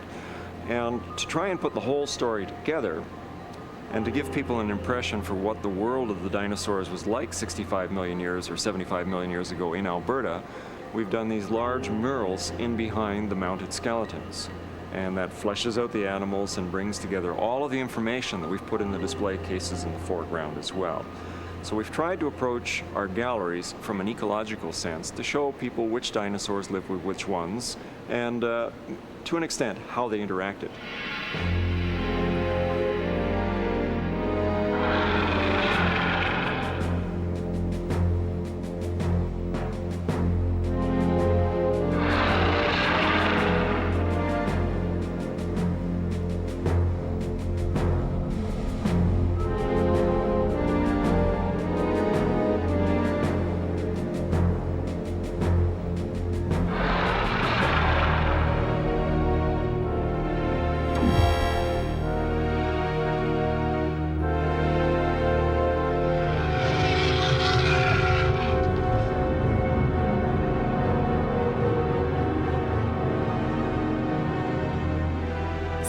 To Albertosaurus, a once swift hunter who now serves as the semi-official mascot of the Royal Tyrrell. In many respects, Albertosaurus typifies what most people think a dinosaur should be: big, or armored, or aggressive. The truth, however, is something else entirely. We always think of dinosaurs as being big, but that's not necessarily the case. There are actually a lot of small dinosaurs, and of course, baby dinosaurs, when they were born, they were probably only about this big. At the biggest. So there were small dinosaurs, and that's one thing we tend to forget. The other thing we tend to look at is the size of modern animals, and we tend to think that because modern animals are a certain size that dinosaurs were so much bigger back then than any of the modern animals. But actually we're looking at a rather artificial time, because when man appeared on the scene, he basically eliminated a lot of the big game animals in North America and other parts of the world. And so there were elephants and mastodons and giant ground sloths and all kinds of much larger animals than what we see today. So big game hunting is probably one of the reasons that there are smaller mammals today than there would have been, say, even 1 million years ago. Aside from that, dinosaurs weren't always as big as we think they are. In fact, if you look at the average size of an Alberta dinosaur, none of them are bigger than an elephant except for Tyrannosaurus rex, and it's the only really large one. We now know that throughout this era, dinosaurs assumed a bewildering variety of sizes, shapes, colors, eating habits, social behaviors, and demeanors. Some not quite as confident as others. And in terms of herbivore to carnivore ratios, it seems that the scales weren't exactly tipped in favor of the meat eaters. Well, like today, carnivorous dinosaurs probably were no more common than, say, lions and tigers are, and the majority of dinosaurs that were alive were plant-eating dinosaurs. And there was a tremendous variety of these animals. For example, in Dinosaur Park, we have something like 7 or 8 types of duck-billed dinosaurs. And they have all these various ornaments on their heads so that they can distinguish each other, the same way that antelope on the African veld can tell each other apart because of the differences in horn shape and so on. Other plant-eating dinosaurs found in Alberta include things like the armored dinosaurs, the ankylosaurs. Then you have the small dome-headed dinosaurs, which are sort of distantly related to the hadrosaurs and another primitive group of reptiles called the hypsilophodonts. So you've got quite a variety of plant eaters, animals that were only hip height, right through to animals like some of the hadrosaurs, which are up to 10 meters or more long. The Royal Tyrrell Museum's Dinosaur Gallery reflects a rich tapestry of prehistoric life. It's no accident that the museum is located in the heart of what's often called dinosaur country. The museum takes advantage of its location among this wealth of dinosaur remains in many ways. For instance, during the summer, the dream of digging for dinosaur bones becomes a reality for thousands of visitors. The Royal Tyrrell's Day Dig program is part adventure, part science, and all fun from the ground up. There's a lot of reasons why Alberta's so rich in dinosaurs. First of all, when the dinosaurs were alive right here, you had a sea that was covering much of Saskatchewan and Manitoba, and then the mountains were starting to rise in British Columbia. As the mountains rose and became eroded from wind and rain and so on, the sand and mud that came out of the rocks as they broke up was washed down the rivers and into the sea. Alberta was in this beautiful position right in between the mountains and the sea itself.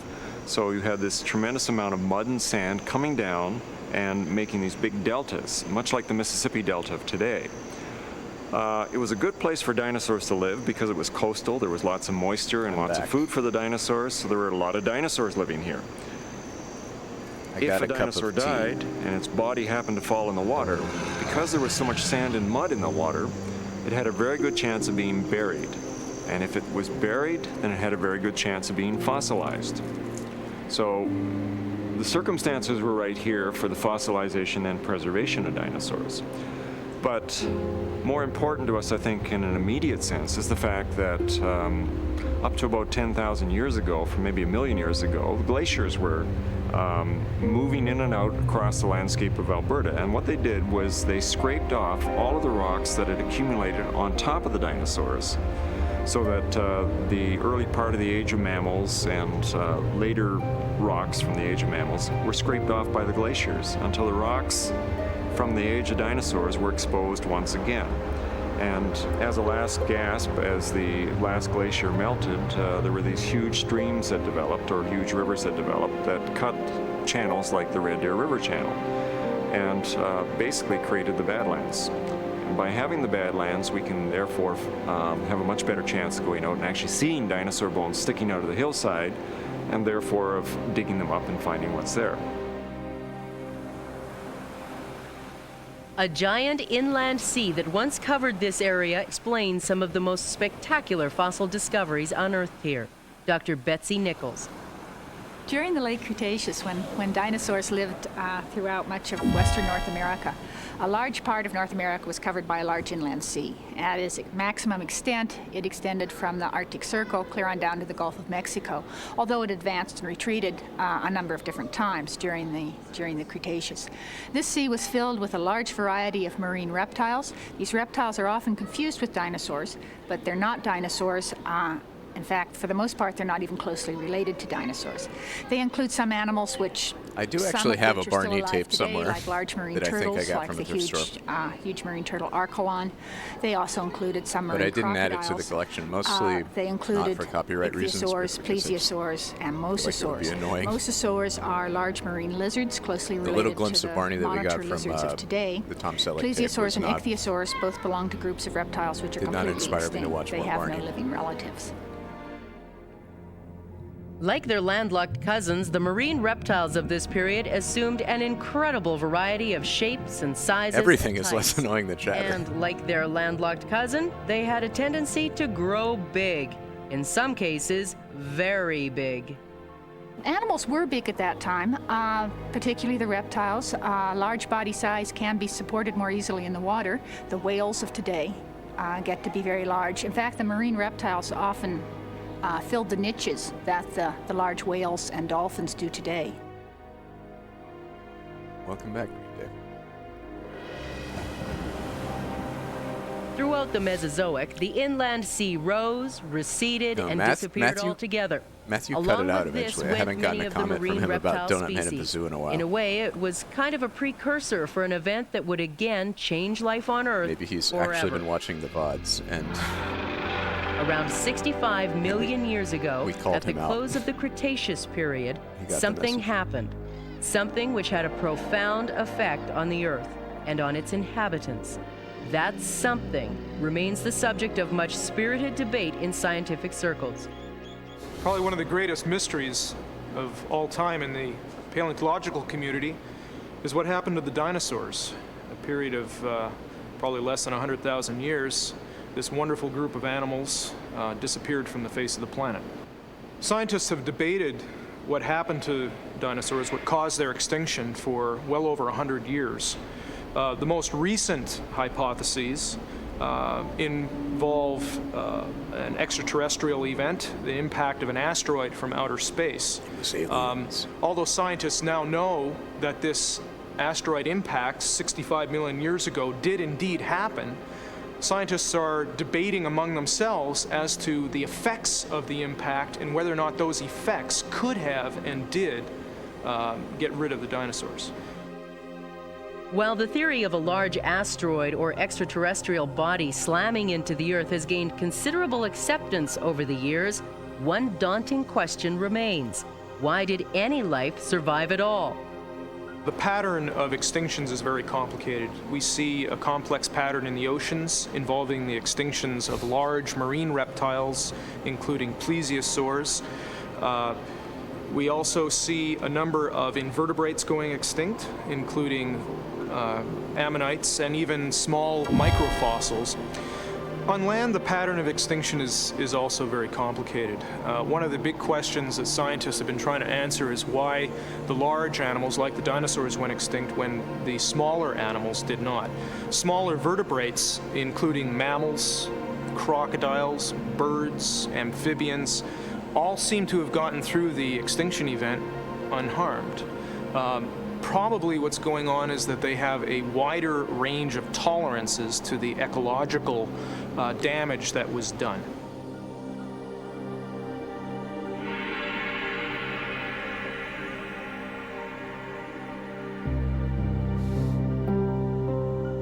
That 3D clock reminds me of one of the chatter characters, the 3D compass. After living in the dinosaur's shadow for so many millions of years, it was time for the age of mammals. Dr. Bruce Naylor is the director of the museum. He's also directly involved with the Mammal Gallery. One of the bizarre things about the Cretaceous-Tertiary boundary was the fact that although dinosaurs went out, all of them, mammals were simply not affected. In fact, they were expanding in numbers of species and actual numbers of individuals up to the boundary and across the boundary, which then leads us to call the Tertiary the age of mammals. One popular misconception is that the mammals we see today in various parts of the world started out where they are now. In fact, as Dr. Naylor explains, quite the opposite is true. We think of a lot of exotic animals, elephants, cheetahs, lions, as being African. In fact, if we'd gone back here several million years ago, we had different kinds of mammoths, mastodon, elephants. The cheetah is a native North American. The African lion probably originated here. Horses definitely originated here and then moved out. Camels, llamas are North American. They emigrated out, and then for whatever reason, climatic problems, maybe hunting of early Indians, we lost all of those. So when white explorers hit the interior of North America, they ran into a very bizarre system. I mean, basically, one large mammal left, the bison, populating everything. That's not normal. That's very abnormal. If you'd come even 9,000 years ago, you would have seen this incredible diversity of mammalian life. All of these things took millions of years to occur. Did it turn it into an orange soda species, because... mass migrations of entire populations, further extinctions. And somewhere in the midst of it all, the seeds of our own ancestry. Some suggest our forebears played a sizable role in certain ancient species disappearing. The extinction is really difficult to explain. There are basically two schools of thought that are sort of going at it hammer and tongs. One school argues that the ancestors of today's native North Americans came in across Beringia, down through Alaska and in, and sort of in a wave exterminated all of these animals. I find that difficult to believe. Certainly humans have caused the extinction of a lot of animals, but like even the bison, that was killed by the high-powered rifle. If you think about it, it's probably tough for a guy running around with a spear to wipe out some of these things. There is a bear drinking orangina. It may well have been a combination of climatic deterioration, a rearranging of the various ecosystems as the glaciers were retreating, and then maybe primitive Indians coming in and maybe administering sort of a coup de grace, knocking them out, just the final push over into extinction. While gaining consensus on when we arrived on the scene may be difficult, there is one thing on which virtually all scientists agree. But as an in American, the history I of can't time help and but of life see it on as Earth, orangina. we humans have been in existence for what is essentially the blink of an eye.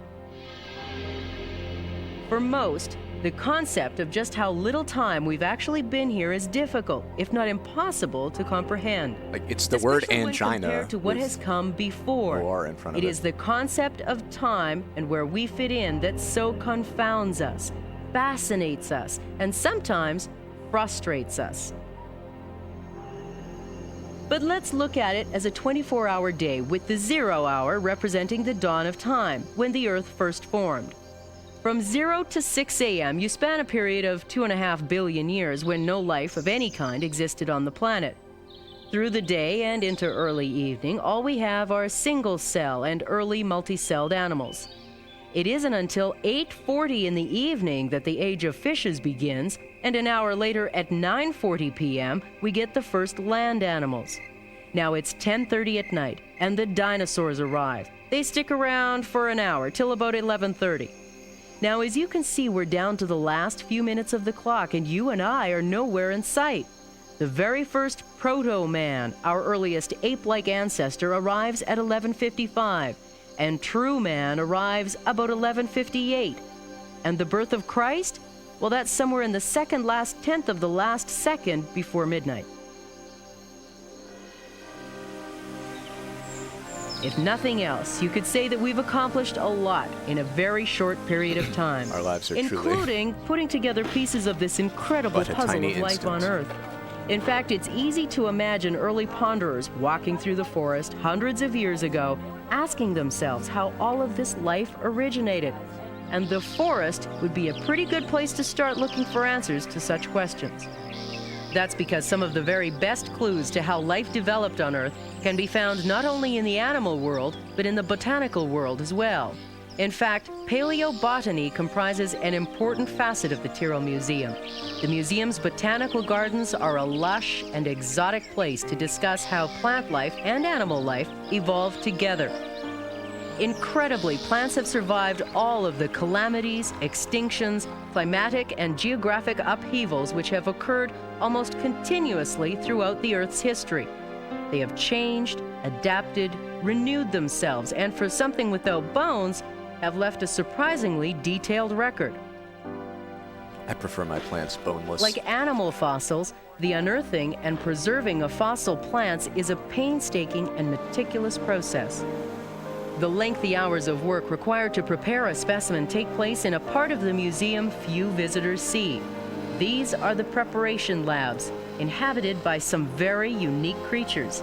And the stuff they're working on is pretty interesting too.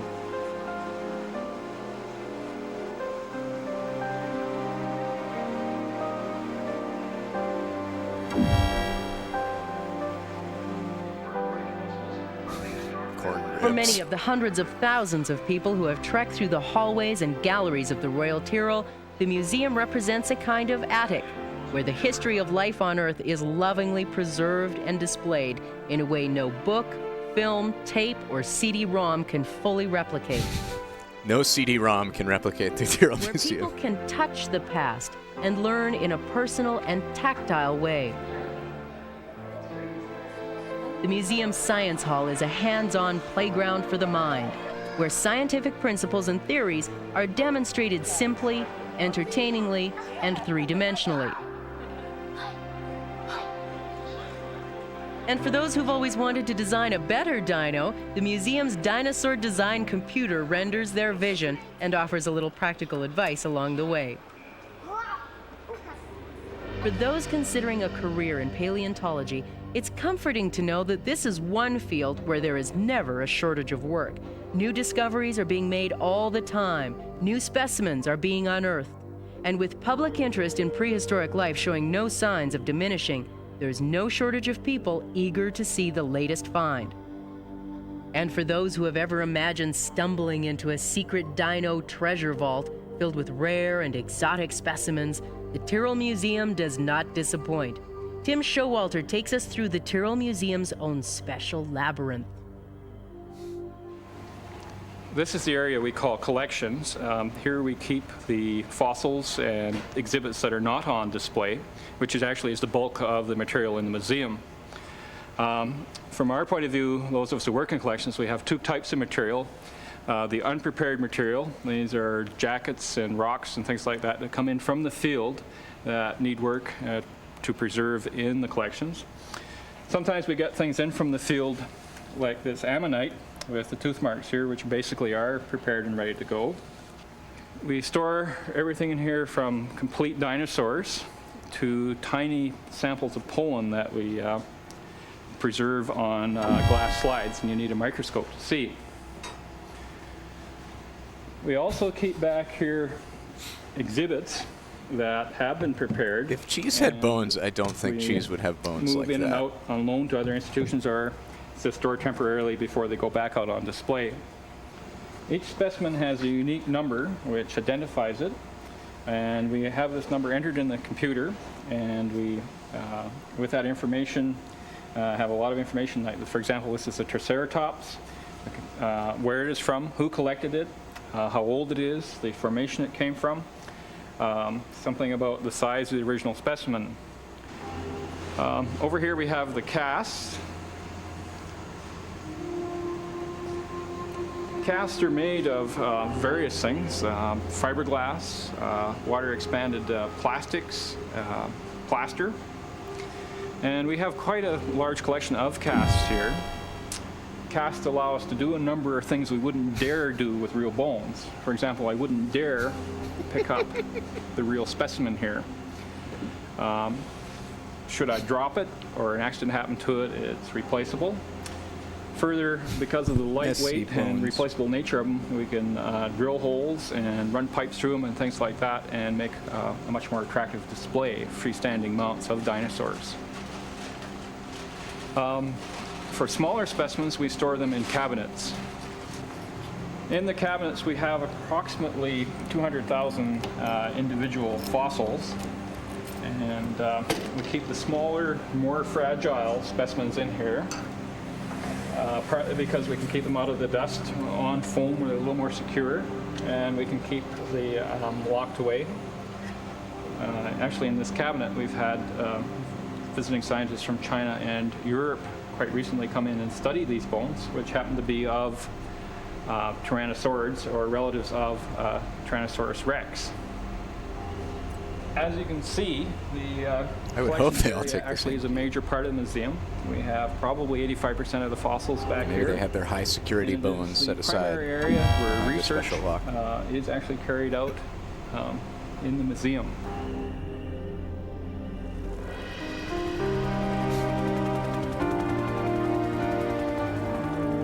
Out beyond the museum walls in the hills, the gullies, the sun-baked rock faces lays the next great adventure. For both the Royal Tyrrell Museum and those who visit here, it is the adventure of our collective past, the search for our origins and our meaning. It is an adventure that will never end, so long as there remains in our world curiosity, imagination, and time.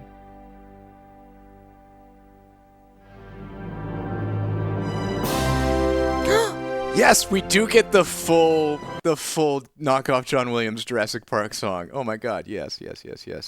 Also, thank you to Barb Higgins, our faithful narrator. She was great.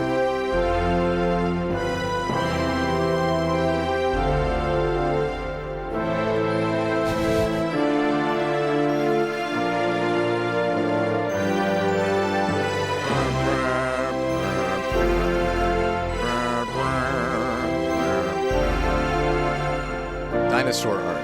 Oh. Michael William.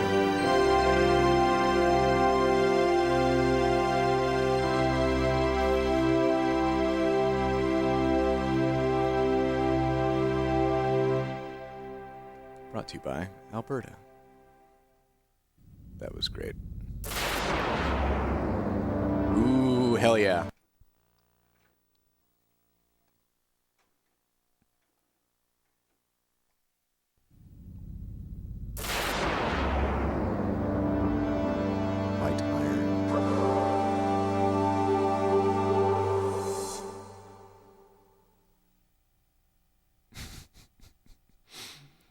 Stev Sprelbug.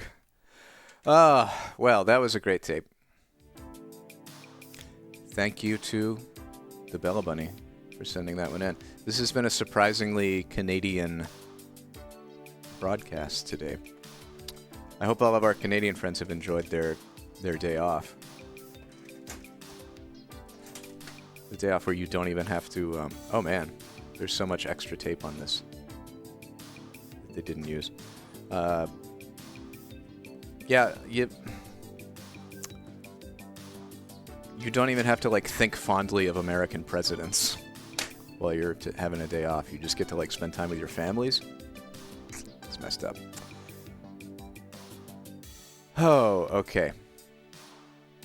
Let's real quick.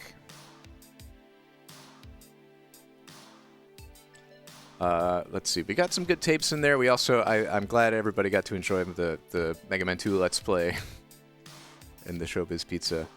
Let me just find the thing I'm looking for.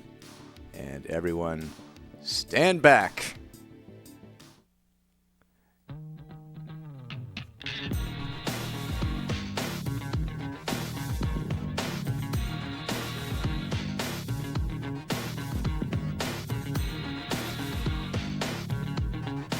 When is Swiffer Sweeper coming back? Please, we need him. Stand back!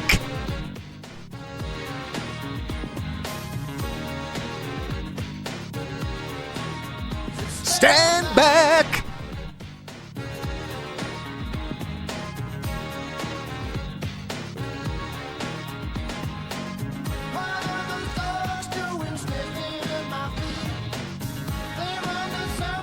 Okay, let's try and analyze the story of this video.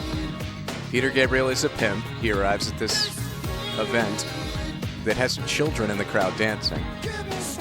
With his date, they both step into a portal and enter a prehistoric jungle. Peter Gabriel gyrates his ass to activate the magic that turns him into a fire being.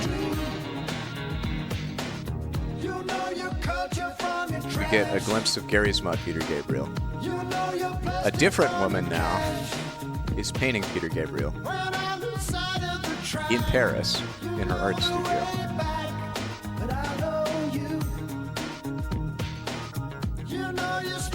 Peter Gabriel, is this the same event, a different event? Peter Gabriel is now a Chippendales dancer. Oh my God, Swift!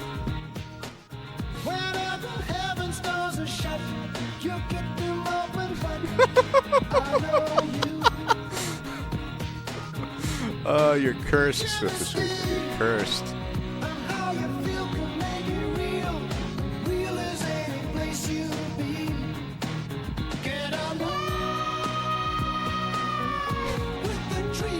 It's gonna be okay, sir.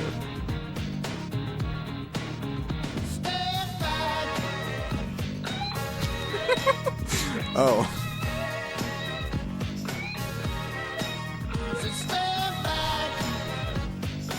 You knew what was going to happen, and you did it anyway. It's true.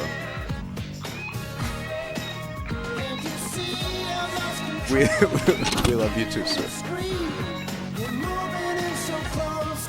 Hey, Green Day Rock, thank you for gifting 5 subs. Maya, hello, Lady Leaf, the Super Thingy Bob. One lost the game, and Retro Halo.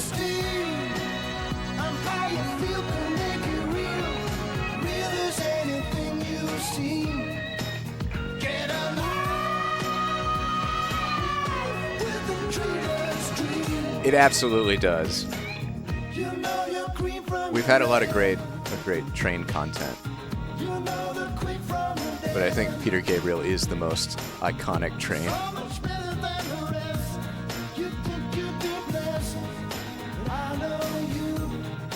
You don't have to.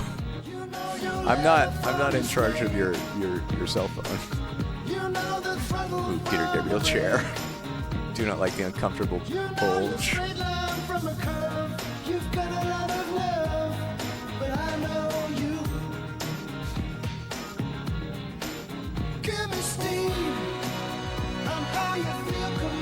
My favorite part is when his Gary's mod face turns inside out. Yeah, there you go. Now we're inside Peter Gabriel's head.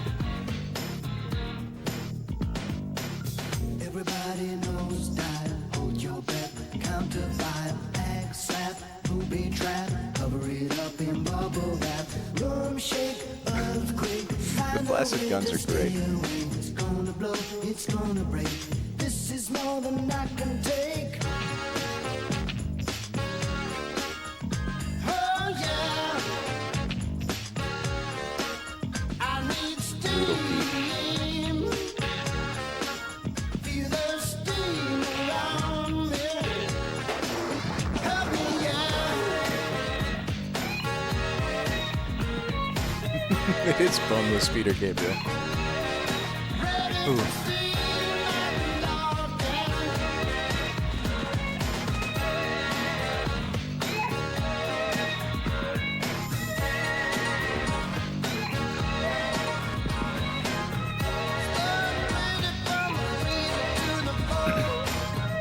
The downside is that now I once again have this song stuck in my head.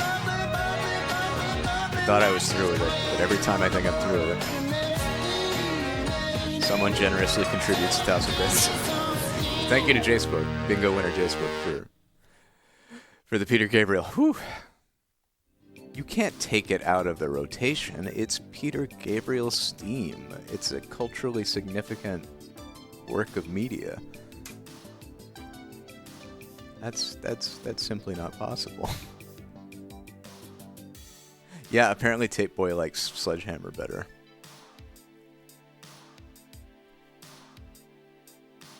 Was there another Peter Gabriel song that we all just collectively forgot about because Steam was way more memorable? Oh, that's true. It's earlier. It's earlier in the tape. Well, maybe I'll go back and find it sometime. For now, oh, right. Wait, what's playing? Oh, it's just repeating. I didn't know that it would do that. It's explicitly set not to do that, but okay. guess when you change scenes, it restarts the playlist. It's not currently playing. No. Don't worry about it. Don't worry about it. We're done. We're done with Peter Gabriel. We're done with the stream. Thank you all for joining. Happy Canada time and President's Boy to you all. Peter Gabriel can't hurt you anymore. I will be back Wednesday at 10 a.m. Eastern for another stream.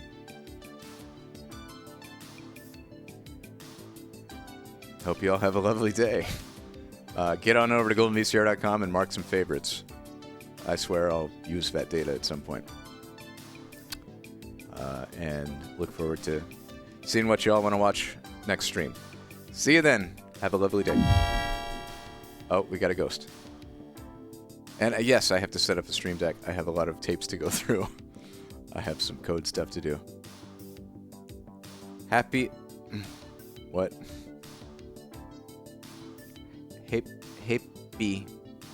Happy a joyful family day.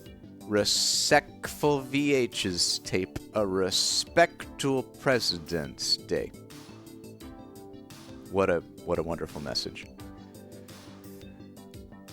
Hope you all carry that in your hearts for the rest of the day. Ciao. See you Wednesday.